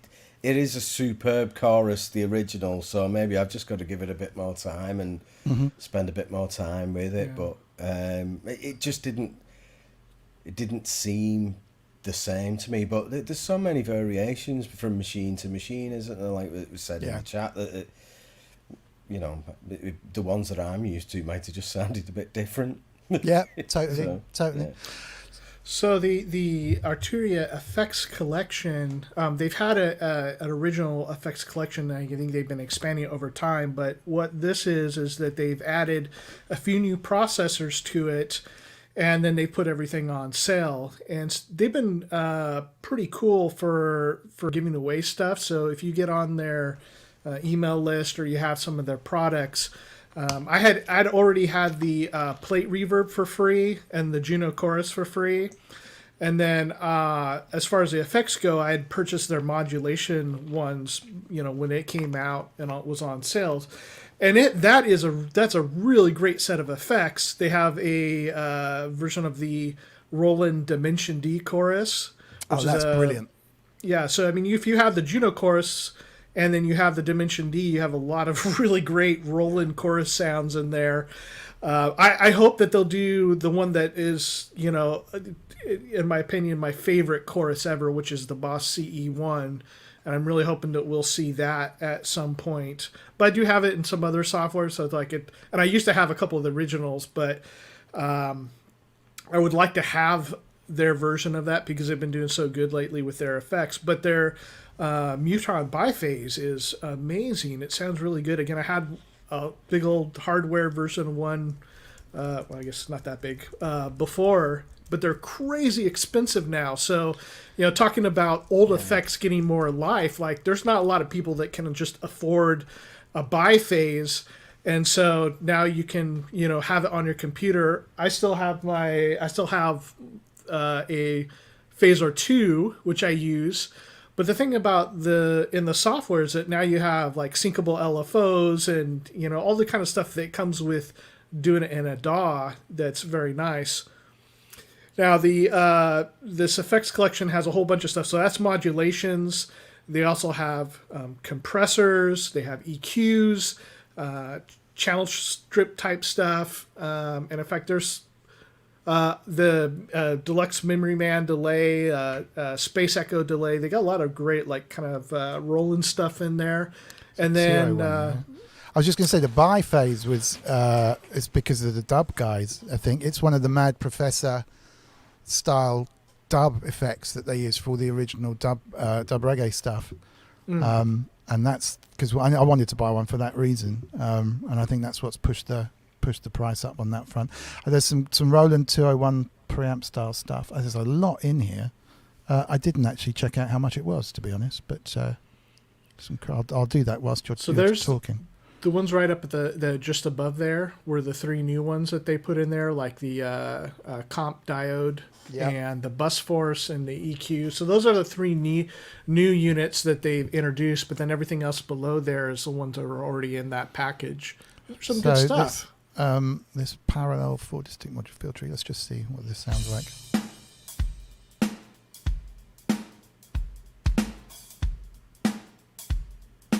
Oh. So the click effect. Okay, so that last kick drum you heard. That last bass drum was really good. I thought that's it. That's it. So you need to get one of these and just as you begin the fade, just fire it off, just like me. Let me show you how I did that again. All right, this is without.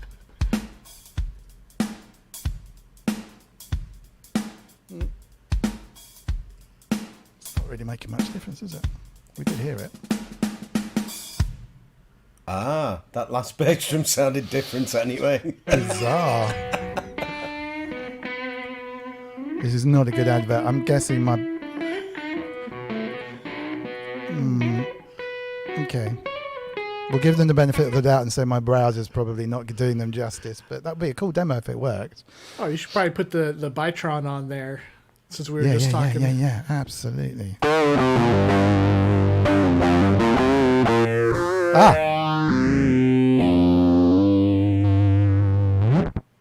Okay, so that made you a could difference. hear that, yeah. That sounded good. I know, but that was a terrible sound before it was on there.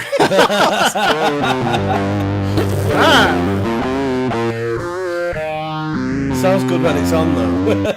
Oh, dear. How's that chorus? Oh, there you go. Oh, it sounds good though. Sounds too fast for the Juno. This well, the speeds of the different Junos are slightly different between the 660 and 106, but the one of the great things about this plugin, so like the TAL one, which is free, has 1, 2, and then both of them on.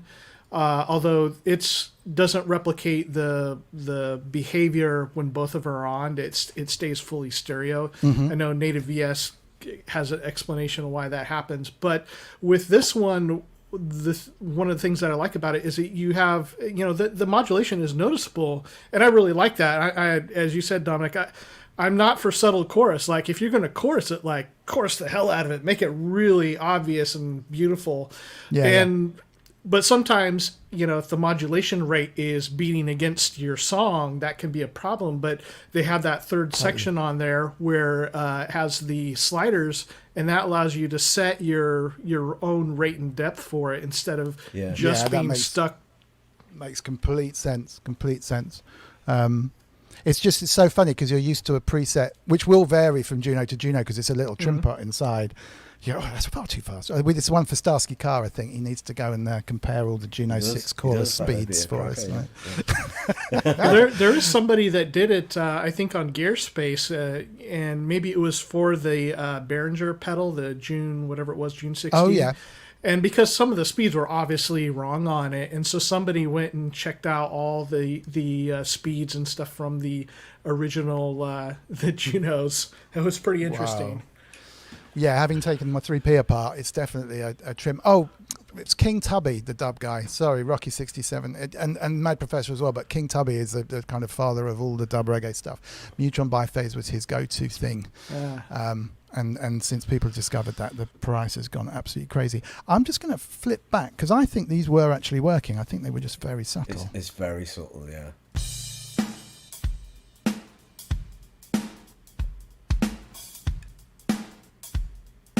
I can hear a difference on headphones, but it's so subtle. There's more room noise when you switch it on. Exactly. That's coming through. Yeah. Exactly. And someone in the chat was saying they're very, very, very subtle, but they are happening. It's obviously not as obvious as some of the others. The Dimension D was just this amazing thing.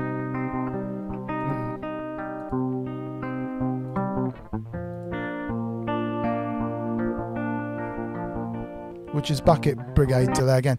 I remember working in that Saturday job, trying to buy my synths way back, and they had one of these in a rack. You know, rack stuff wasn't even that big back then, and thinking, who on earth is going to buy? It's got 5 buttons on it, right? You know, who's going to buy a chorus? If I can zoom in and see the buttons, and it was expensive. You know, 4 buttons. There you go. And of course 5, you can push more than one in at the same time. But that's all it does, you know, so different levels of chorusing in there. But what a sound. I would imagine they're probably fairly heftily expensive as well now, I would expect, but I hadn't seen one around for a while. But Simon lovely got stuff. one, didn't he? I'm sure Simon got one recently. Oh, wow. Yeah, I think so. There's also a hardware clone by Clark Technic. I think that's the name of the company. Yes, you're right. You're right. I mean, it's just might have been that he got. And then also in pedal form, of course, the original 80s Lavender Boss Dimension C, which just has 4 settings to cover those sounds, but it is a great sounding pedal. And then they just recently, in the last, couple of years or so, did a Waza version of it, which adds the SDD version of that sound. Gotcha. Yeah, Kent says the trick is to push all 4 in. They've shown though that it doesn't. It just reverts to whatever the last one that's pressed plus 4, which increases the gain of the. There's only one way to sort this out. Yeah. It's Kent and Cryss. And the bummer is that on the Dimension C pedal you can only have one pressed in at a time. Although Behringer did a chorus, one of the boss looking pedals called the Space C, and for some reason although it didn't sound quite as good and the headroom was lower because of the chips in it versus the Boss. The trick about that one was that you could have multiple ones pressed in and do that trick where it'll change the rate and the depth of it depending on what the combination is. Right. Well, that sounds cool. If anyone in the chat has the Clark Technic one, I share Eric's desire to know what it's like because it's a lovely thing. Simon's got both, he said, so... Oh, nice. Yeah. So Cool. He's the one to ask, really. Okie doke. Well, so my only take on there's an awful lot, and and when you're faced with this huge array of all this stuff, I certainly lose sight over whether they're actually realistic or not. I think I just get this huge big box of these things, and I'm like, there's so many here. What good value it is, rather than going, okay, well, is this filter really as good as it is? And I've no reason to suggest that they're not because they get such good feedback and good kind of reports on the stuff that's there, and they're continually adding to it. And I'm sure if they were releasing stuff that really didn't sound like the original, everyone would be all over it. But it's just like I'd never get to the bottom of using all this stuff. But I think like once you're into their ecosystem, it's not such a big deal because if you've got their V collection or something, or maybe you have a key step or whatever, like they drop the prices on these software packages, and so instead of $300 or $400 for this FX collection, which is a big chunk of money, although you're getting a lot of stuff for it, then now you're talking. I think most people online were reporting $99, some were reporting $69 or $49, and for the amount of stuff that you get to get that, even if you only use 3 of them, for $99 or whatever, you're getting really high quality emulations. And I remember, I didn't even have any Arturia stuff before maybe 2017 or 2018.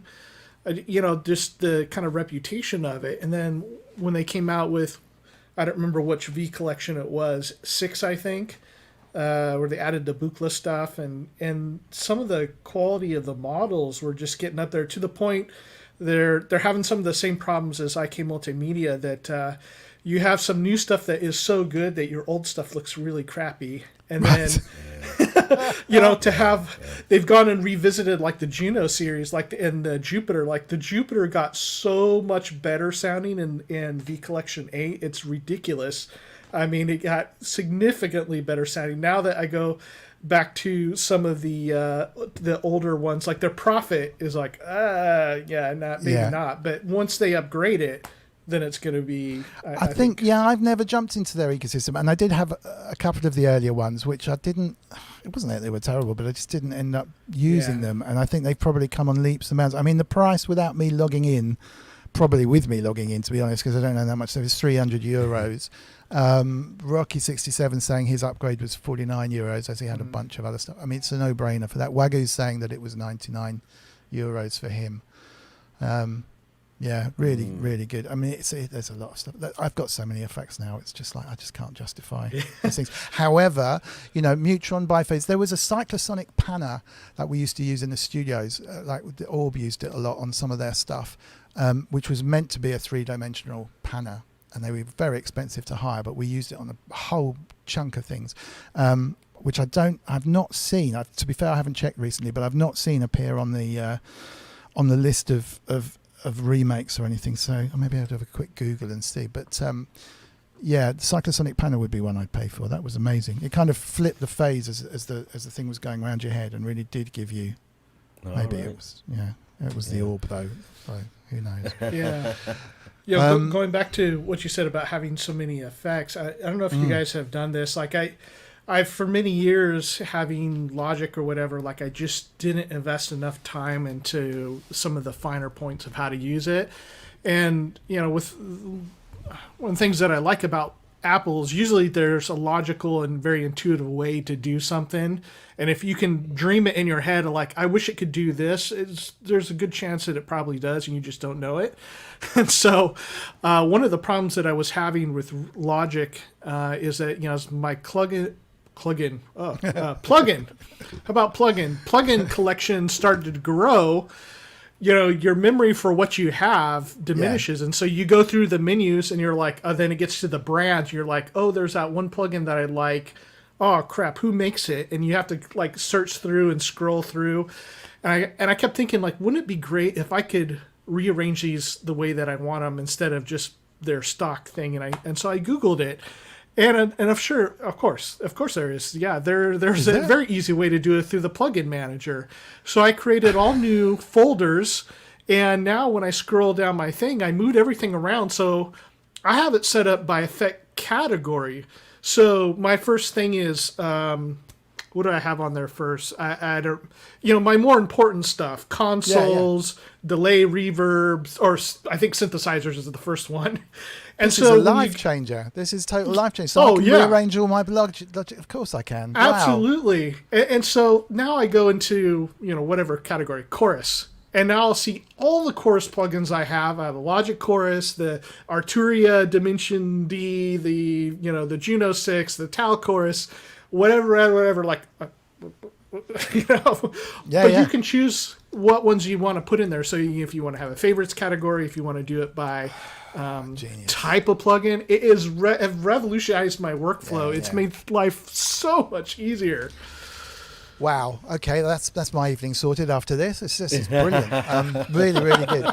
I missed somebody in the chat. It might have been Simon66 talking about Bricasti M7, asking me if I'm still using my Bricasti M7. Yes, absolutely. It's just the most wonderful thing in the rack. And then Simon saying, is the plugin as good as the original? I don't know because I don't have the plugin, but the original is great because it sounds amazing.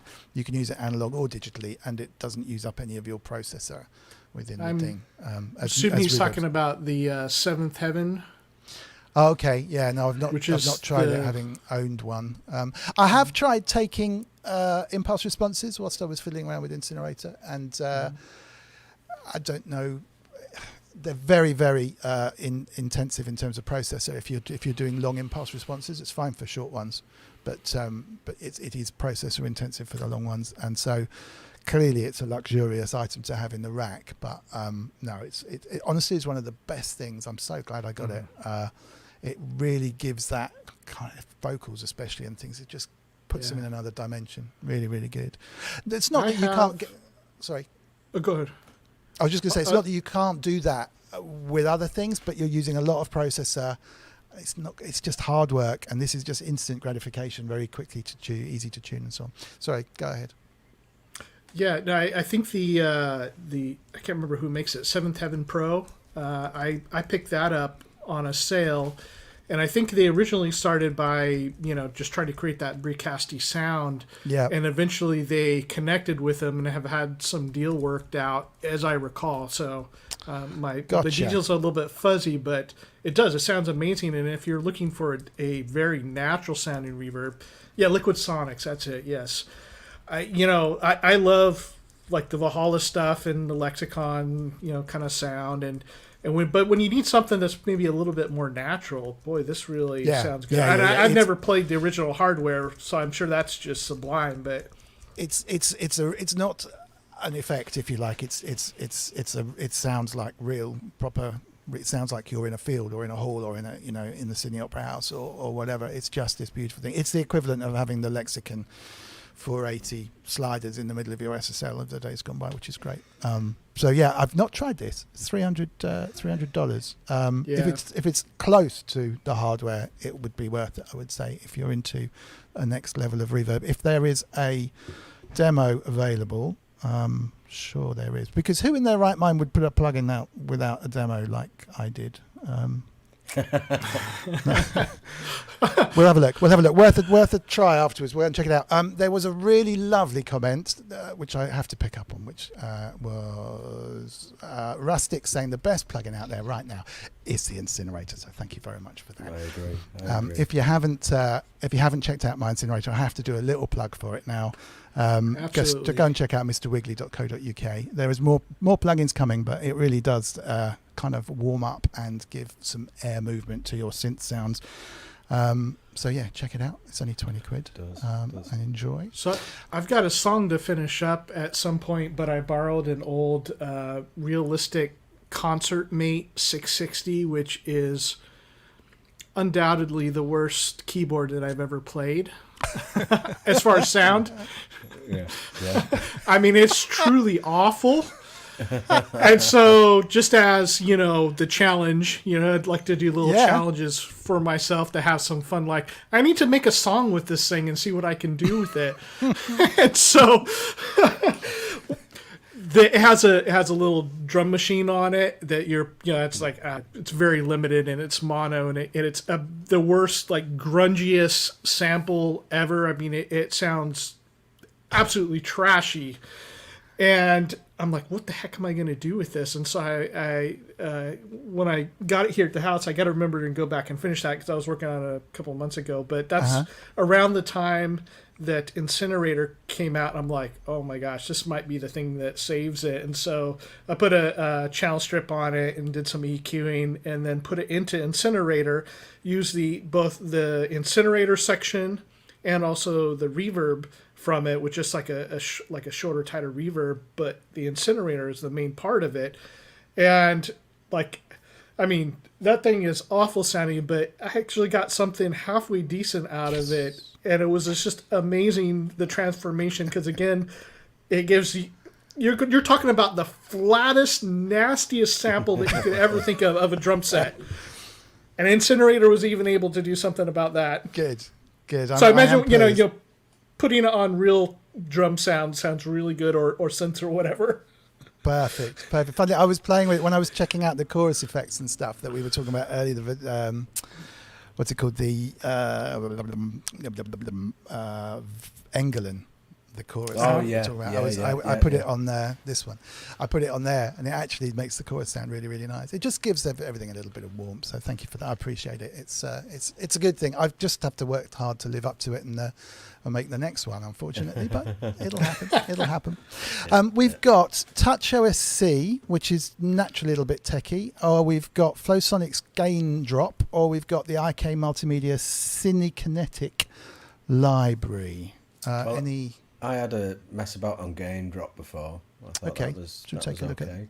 Yeah. Take a look at that. This is a new effect from Flowsonics, which is neat. It's another one of those kind of granular synthesis type effects, but it has an XY pad in the middle, and it seems to be pretty cool. There should be a video somewhere. Let's have a look.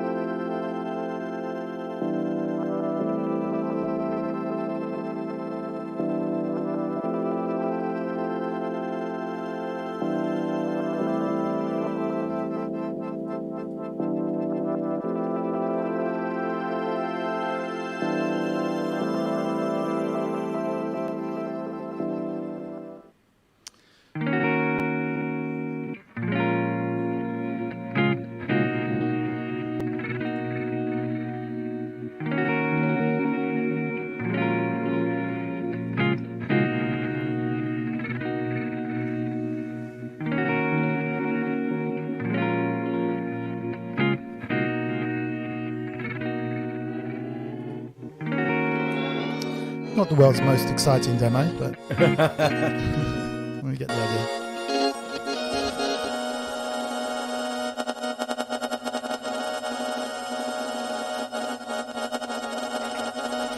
It has I'm not sure if it's a product of granular synthesis in general, but they all sound a little bit kind of, do you remember like Aphex Oral Excitory?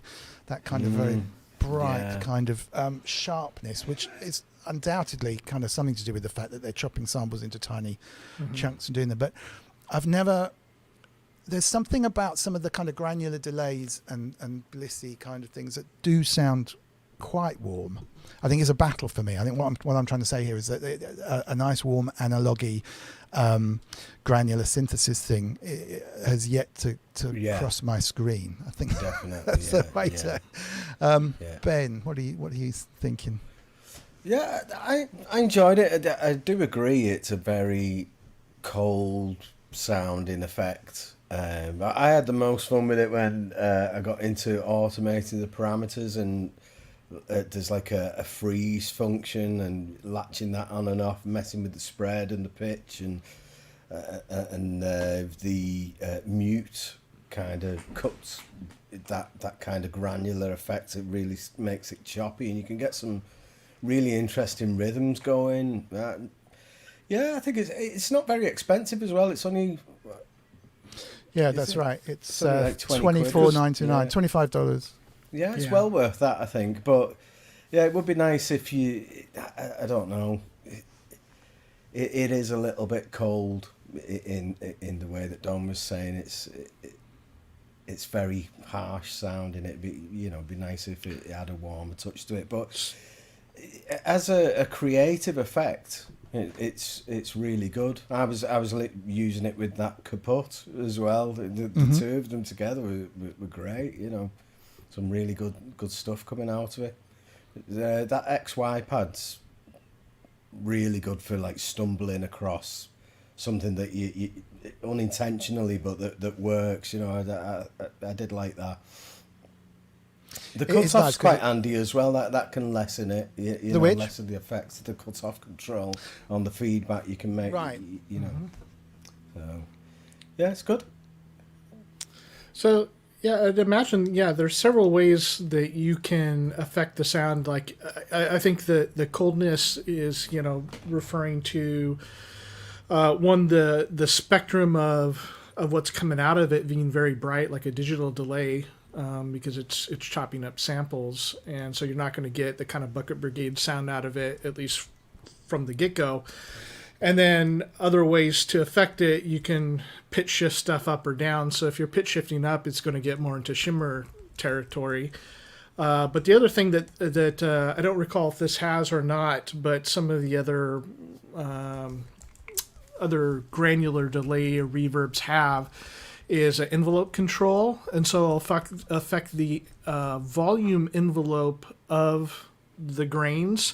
And with that, you can get a really soft sound out of it too. So if you can imagine, instead of having the sample just kind of on or off coming in and it having that bright chop to it, and which can be in itself a very cool effect, especially if you're modulating some of those parameters, because they can kind of bounce around almost like dropping marbles or something. But if you don't want that, adjusting envelopes can usually give granular reverbs and granular delays kind of a softer sound.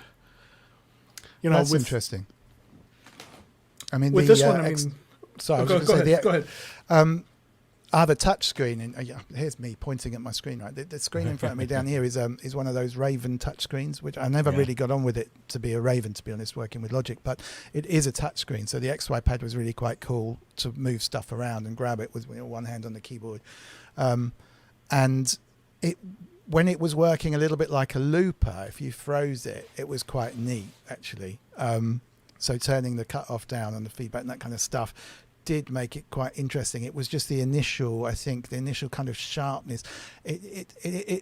Aphex Oil Exciter is really the only way I can put it. It's that kind of 80s when everything was really bright, because everyone was mastering onto cassette, and so they put an Aphex Exciter and it sounded great again. It's like it's a bit brittle. But I interrupted you, Cryss. Sorry, to carry on. Oh no, and this is a great price for this. It's not super full feature, but it seems like it has enough to get you going on it. The mute feature, which will randomly mute certain grains, will give it a nice rhythmic effect. Now, two other granular delays that we covered recently in the last, month or two that are absolutely fantastic, that actually prefer a little to this, would be Unfiltered Audio Silo. It's a lot more expensive unless you're, again, into the Plugin Alliance ecosystem. If you are and you've got the vouchers and stuff, it ended up being $29 for me, but it is crazy amount of control, and it does a lot of stuff, and it's also very CPU intensive. There'll be some latency in it, unfortunately, so if you're trying to use it as a real-time effect, if you're playing an instrument into it, it gets to be a little more difficult to use, but for processing after the fact is just amazing. And the other one that's a low price option that is just been, just as an update to us featuring it before, was the what's it called, Phonolith, Phonolith Phonolith Velvet Machine.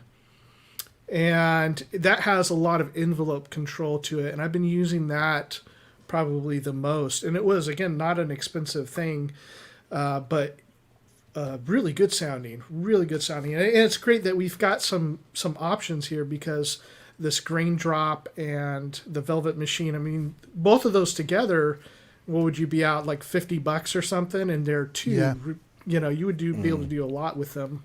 I did like Velvet Machine. There is a demo, isn't there, of the one that we're reviewing now? I can't remember the name. Graindrops. There is a demo of that at the minute, and it's pretty good as well. It's not one of those irritating ones that makes a noise. But it does silence for 2 seconds every 45 seconds. Which, it's perfectly usable to test it out. You can use it properly. There's nothing worse than like that noise coming in every now and again. Yeah. You think you've done something wrong, at first. You alter all your settings and then remember what's going on. And if you leave it, if you've been like kind of reviewing it in the background and then come over here and do your live stream and it kicks off in background, you got a mad panic on your hands, I had one of those situations a couple days ago, or yesterday, in fact. I was trying out, I was demoing an amp simulation, and also I was checking out briefly some of the Arturia stuff. So I had purchased the Arturia stuff. I had it downloaded. I've got this stuff going on, and as I'm clicking through the Arturia, I don't remember which one it was. Then that static noise starts coming in. I'm like, I'm looking through the plugin, like, it's registered. I pull in the installer. No, it's registered. I look at my account. It's registered. Why do I have noise? I realized it was the amp sim that I was having on before it that was getting processed. That white noise was coming through and making craziness. It took me a moment to figure out what it was. Yeah, there's a few tech support things I've answered occasionally on Reddit and stuff. It's like, Logic's great, but it just cuts out every minute for about. What have you tried out recently? Well, we have got one other thing to go through, which is the question of the week, which I should have probably brought up slightly earlier than now, but it's a good thing to kind of finish up on, I guess. Which is, the question was, what tips and tricks do you use to keep yourself on track with making music, and what gets you sidetracked? And it was a question 3 or 4 weeks ago now, I think. It just hasn't been grabbed into the show yet. So worthwhile, I think, flipping down through here. So what tips and tricks do you use to keep yourself on track with making music? Anyone in the chat who fancies contributing? Because I'm easily sidetracked, for real. I'm sure we all are. And the number one comment from Ben Simpson here is social media. Which I think is probably, yeah, we're not helping, clearly, but yeah. Anything else, Ben? Yeah, I seem to have loads of suggestions for the distractions and not many for actually getting things back on track. The best thing is like some sort of deadline, isn't it? That's the only thing that's going to make you like where you wander off on some other project and you think, hang on, I've got a deadline for project A here that I've got to meet, and that's the only thing that'll get me back on track. Yeah, is some so as you know, I've got like hundreds and hundreds of unfinished pieces of music. I don't even think there's a finished one on my SoundCloud. I've had to put them up half completed because I can never motivate myself to come back to them. So it's kind of getting it over the line. Actually, is the challenge. I think for me anyway. It's not so much getting distracted while I'm doing something. It's kind of not necessarily getting bored, but it's like going, I'd rather start a new thing rather than finish the old thing. Do you know what I mean? Going back to something where you had that initial buzz with it, and then it kind of, you've heard it that many times that it kind of wanes a little bit, and then you'll get something new that has got the buzz and the old thing hasn't, and it's very difficult to leave the new thing. The same is true for coding for me as well, because it's like it's working on version 2 of Incinerator is good, but it's not as exciting as working on the next plugin. Do you know what I mean? It's like I'd far rather go, wow, look at this, this is going to be great.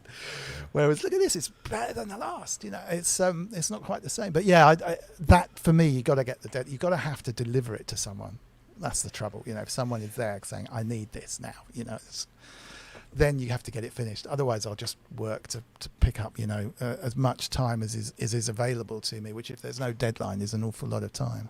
Yeah, I've heard a few people, Lisa Belladonna was one of them, I think, that like just like commit things to tape and don't go back and revisit. And I find that quite appealing, you know, warts and all, you know, like something went really wrong, but that's what I've agreed with myself, that I'm not going back and doing things more than once.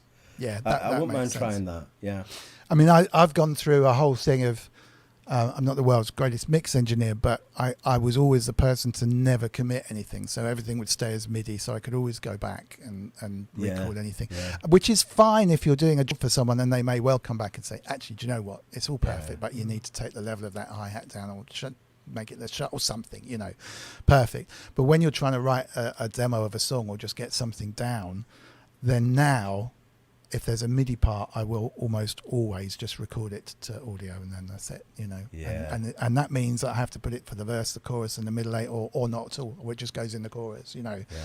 That's my loss, and it's there, and then quite often I'll end up with a few audio bits down the bottom that I've just ditched because they didn't work. But it was much easier to ditch them rather than convince myself I could make them work. Much better to go and do a new part with a new sound. Yeah.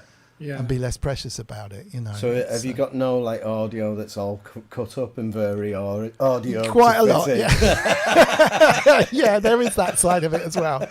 I've not got into kind of melodyning it yet, but yeah. I've been there, yeah. There is Why that. didn't I think of this bit before I turned the synth off?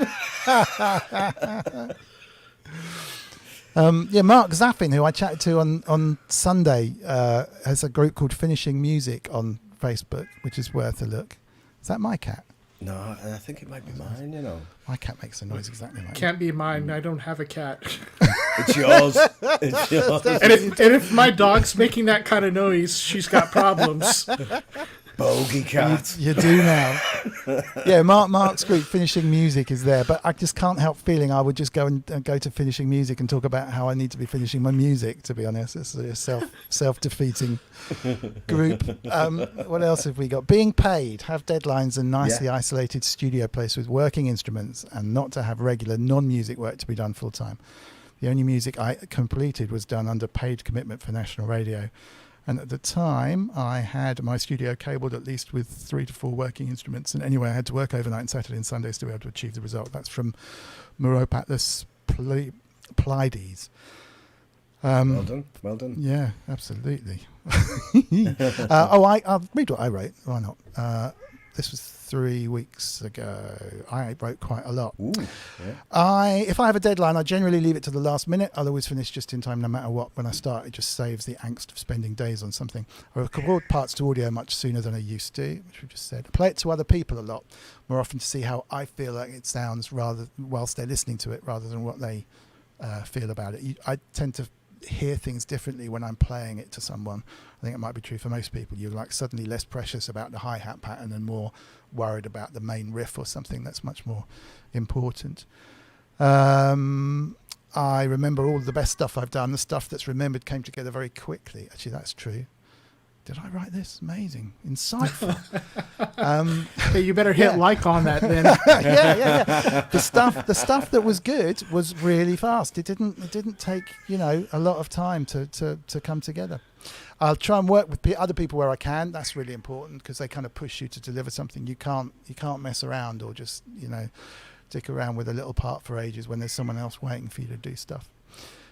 Take breaks. Always give it 110%, and always remember one song or track can completely change your life. And the more you finish, the better, and the more chance you are of making that tune. That's very true. It's true for me anyway. To your point on taking breaks, kind of interesting to find out what works for a person. Kent in the chat was saying that he needed to leave his cigarettes in the kitchen, and that was what caused him to focus.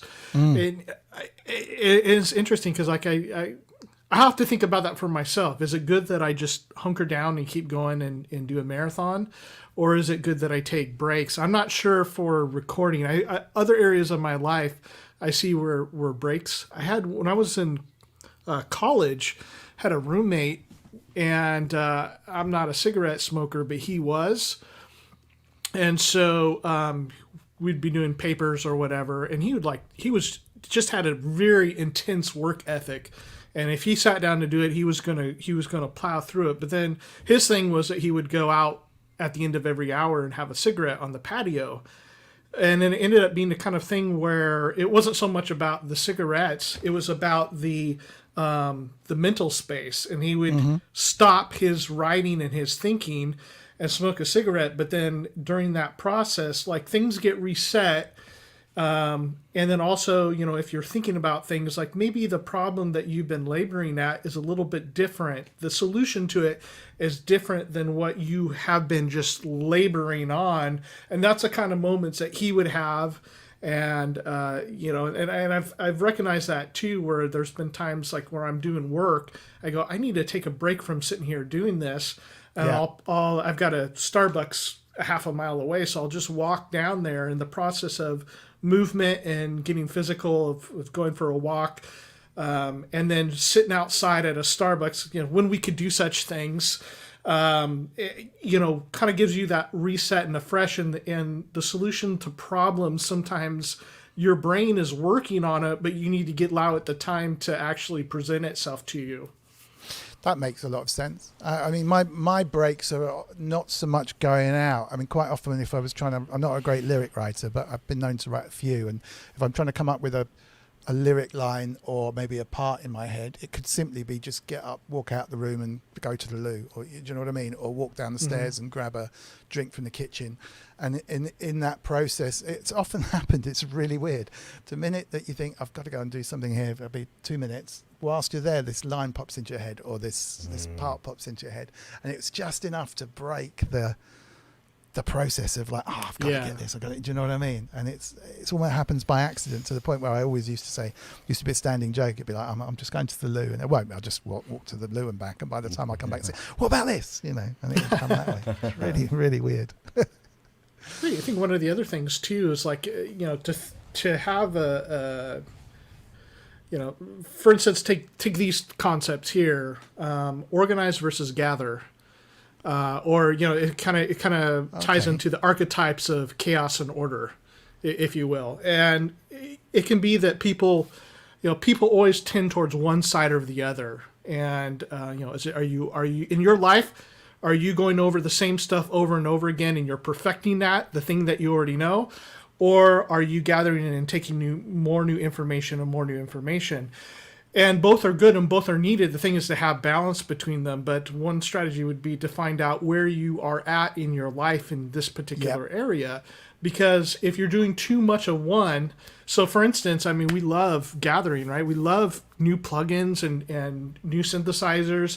But if you're not taking the time to get the most out of them, you're probably not going to use them to finish your projects.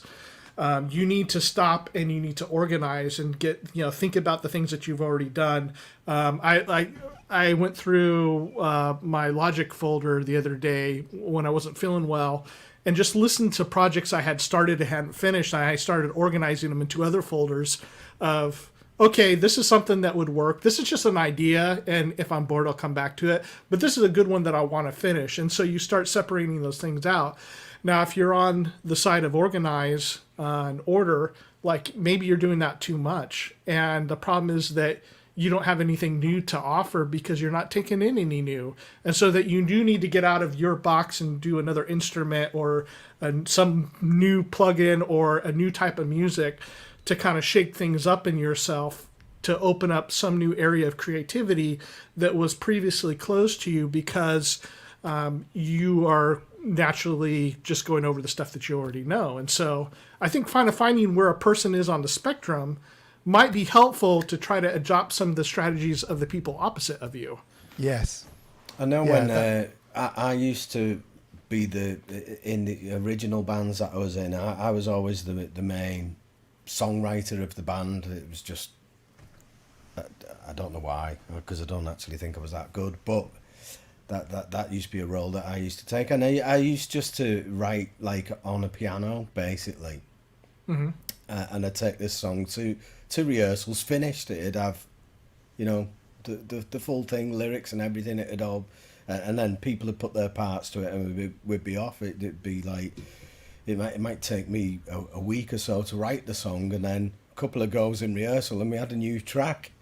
Now, because, and then I got sequence stuff, and I was putting stuff together, but I was still working at the same kind of rate because what I was making couldn't sound pro because I didn't have the stuff to make it sound pro. So I was never aiming to sound pro.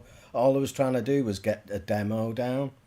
And so I just, again, stick this rough idea of a song down, go to the lads in the band and say, what do you think? Yeah, and we put it together and do it. But now that I've got the potential of things sounding pro on my own, I think I get a bit too bogged down with the production and not. So I'll get the start of the song going, and then where I would normally move on to the other bits of the song and finally the ending, now I'm getting like a verse and a bridge going and producing the hell out of it. I'm losing the buzz really of the song because I've got too involved in making the bass sit with the bass drum and everything sounding polished. The initial buzz of the song that I should have had goes. I can relate to that. Yeah. I mean, the beautiful thing working in the 90s and 2000s on pop was you had producers. You know, Yeah.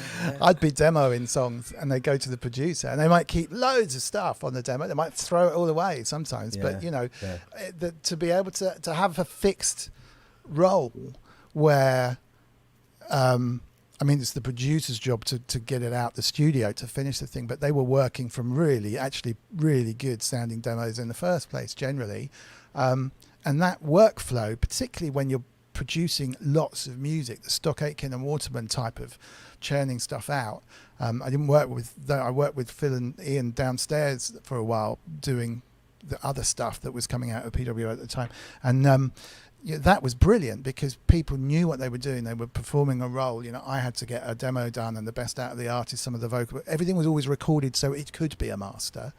But you weren't kind of thinking, oh, Christ, I'm so worried about getting this track finished that I haven't really thought about the bass line anymore. You know, it didn't really matter what it sounded like almost. You just get the thing down. Throw it over to someone else who's already enthused, hopefully, by the whole tune and everything. And they just add more. You're adding sparkle and throughout the process. And somewhere between Frank Sinatra being a good singer, being an artist, and now someone has to do absolutely everything, write the songs, produce the songs, sing the theme tune. Do you know what I mean? Yeah. That's what we've become. And it doesn't necessarily have to be that way. That is a good trick for keeping enthused, actually, is work with people who are better at some of the skills you don't have. I know very well what I'm good at and very well what I'm useless at. And so find the people that you can work with, you know, to fill those gaps and split the publishing, split the right, whatever you're doing, you know, split the project with them. If it makes for a better project and you're putting in equal amounts of energy, it makes the bigger the part is the bigger than the whole. If you say, the whole is the bigger than the part, or whatever. Do you know what I mean? The whole thing together becomes really excellent. And certainly the stuff that I've had most success with has been when you have a team that just gels. Yeah. You know. Yeah. Could be. I think it's like that in most areas of life. Yeah, I've been thinking about the songwriting process because for the last 2 years I've been really intensely working on recording. And so, you know, having fun with synthesizers and, you know, working on that kind of stuff. So I think when it comes to working on songs, my whole process has changed pretty radically. And, you know, I've had a lot of fun in it. It's taken me a lot of like odd and fun directions. But, you know, thinking about some stuff that you just brought up and that was coming up in the chat, talking, some of the guys were talking about Peel sessions, about productions before, you know, demos. Yeah. I would think back to like the Beatles and some of the, there was a series of demos they did, and the name of the demos are escaping my head, but I think some of them were also released on the anthology stuff, but then later as their own demos. But they had basically, you know, the three of them had recorded acoustic demos or demos on piano or acoustic guitar. And so, you know, George going and working out one of his songs, and some of the stuff made it to the albums and some didn't. And, you know, I know some of George's stuff came out on his solo stuff. But thinking about it in that way, like thinking about, well, I've been doing a lot of fun stuff with, you know, finding a cool drum thing going and, you know, just putting some chords to it and just for the sake of practicing production. But then I think, you know, I haven't really done a traditional kind of songwriting stuff in quite a while where, I mean, it used to be that I would sit with a guitar and then, you know, hopefully, as you were saying, like with other people, you'd work stuff out. But even if it wasn't, it would be sitting and playing a song. Okay, I've got the chord structure all the way worked out in this. And now I'm going to go record that thing with a click track, and then I'm going to start setting up everything else and then start doing the production stuff afterwards. You know, I've got a neighbor that probably suffers a little too much from he built a recording studio in his garage, that he suffers from, like he's using, the old plugins, an old system, everything won't update anything at all. Like he's stuck 12 years ago or something, 10 years ago. Yeah. And he probably needs to open up more. But one of the good things about it is that he has a really determined work ethic.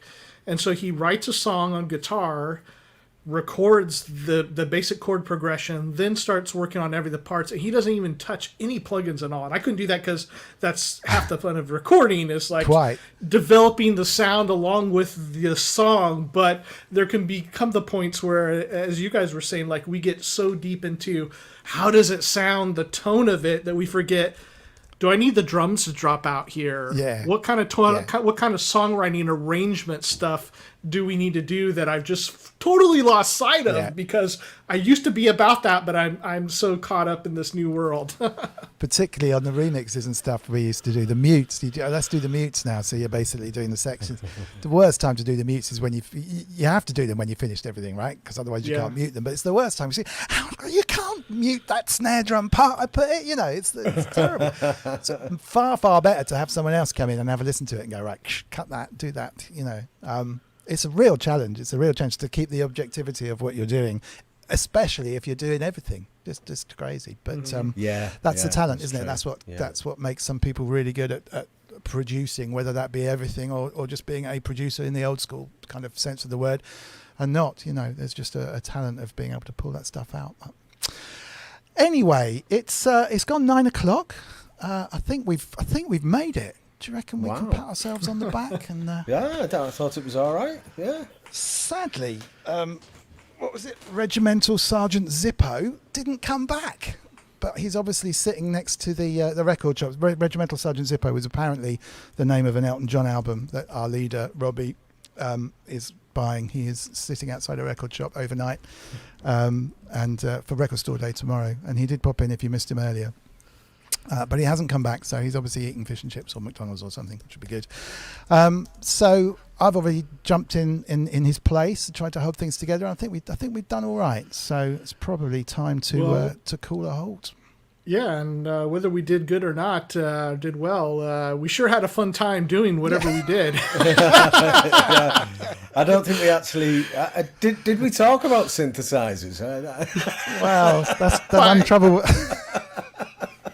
The trouble with me hosting these kind of things is I kind of stick up pictures of meerkats every now and then. Just get distracted. That was great, yeah. No, it's good. And thank you, people in the chat stuck around. I mean, it's really, really good. So, really, really good. And what was I going to say? If anyone... Oh, please spill the beans on the next plugin. No, not yet, because I actually don't know what it's going to be. It could be a number of things. It's not that I haven't done it. But if anyone's doing nothing tomorrow around 7 o'clock, in the evening UK time, that is 2 hours ago tomorrow. I usually do a live stream. Just look up Mr. Wiggly on YouTube. I kind of chat to someone. Not really sure who I'm going to chat to tomorrow, but it's worth a listen for an hour. We've had some amazing people on actually. So Google Mr. Wiggly on YouTube. There's a few bits on there, and we have the best quiz on the internet, which is my 9-year-old daughter asking questions like, "What's my favourite colour?" It's good, and we have some prizes this week as well. I hope so. So yeah, thank you very much indeed. Cryss, is there anything you want to add at the end in terms of supporting the channel or winding things up?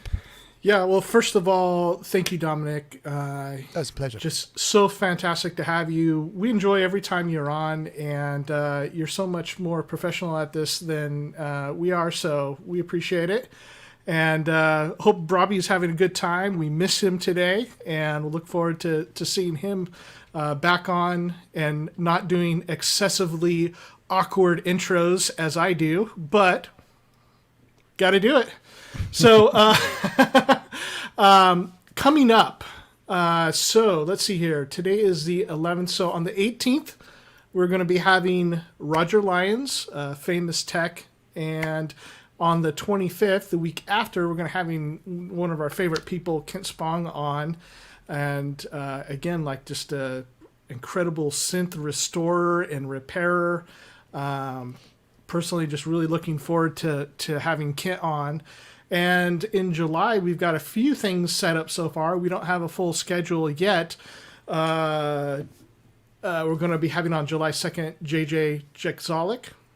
And on July 16th, we'll be having a lot of fun with a certain Dominic Hawken guest hosting again. Oh, brilliant.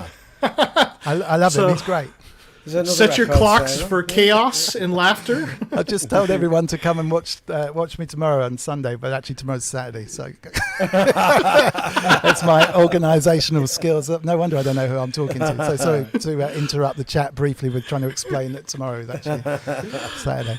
JJ Jezik is a god, so that's going to be incredible for anyone who hasn't seen him. I met him briefly in a rehearsal studio, and he was going to produce a band I was in. He didn't in the end, which is talking of producers, but what a guy. And as in all the guests you seem to get are quite incredible. I don't know how you do it, but that's going to be one to watch for real. And so then there's me just probably talking rubbish again, but do carry on. Sorry, I interrupted. Was that a joke because your plugin is called Incinerator? Oh, very good. He's on fire. Ben, is there anything else that we need to add to the end of the show here? Anything I've forgotten? We've got a couple more coming up, guest wise, that they're pretty big, and I think Robbie wants to keep it held back at the minute, but there are a couple of really good ones coming up that I'm quite excited about. So make sure you subscribe to our channel so you don't miss these notifications when they do come out. There's a couple of quite important synth bods going to be on the show in the future, so really looking forward to them. So make sure you subscribe. Because I've got access to the back end system here of some some kind of graphics that have been set up. They are amazing. It's one of those things. Honestly, they're really amazing. How frustrating must it be to watch them? Honestly, trust me. No, they are really cool. Really, really cool. So I think the main thing is just subscribe to the channel. I can't believe this channel doesn't have as many subscribers as it should. So please do share and hit the like button and do follow to get the updates, because it's, apart from the one with me on, there really are some real kind of high rollers coming on, which is going to be really good. Okay. Well, thank you, Cryss. Thank you, Ben. Back to normal next week with Rob, with a big pile of hot steaming vinyl with any luck, I hope. And until then, make sure you look up Pro Synth Network on Facebook. Just search Pro Synth Network. Join us all on Facebook, because that's where most of the action happens. And we'll be here again. Well, these guys will be here again next week, and I'll see you probably the week after that, I think. But cool. All right, well, take care. If I can find this banner right now, which is probably the only thing that I can do, right? Yeah, I got it. All right. Cheers, everyone. Thanks very, very much for watching. Cheers to everyone in the chat, and see you next week. Take care.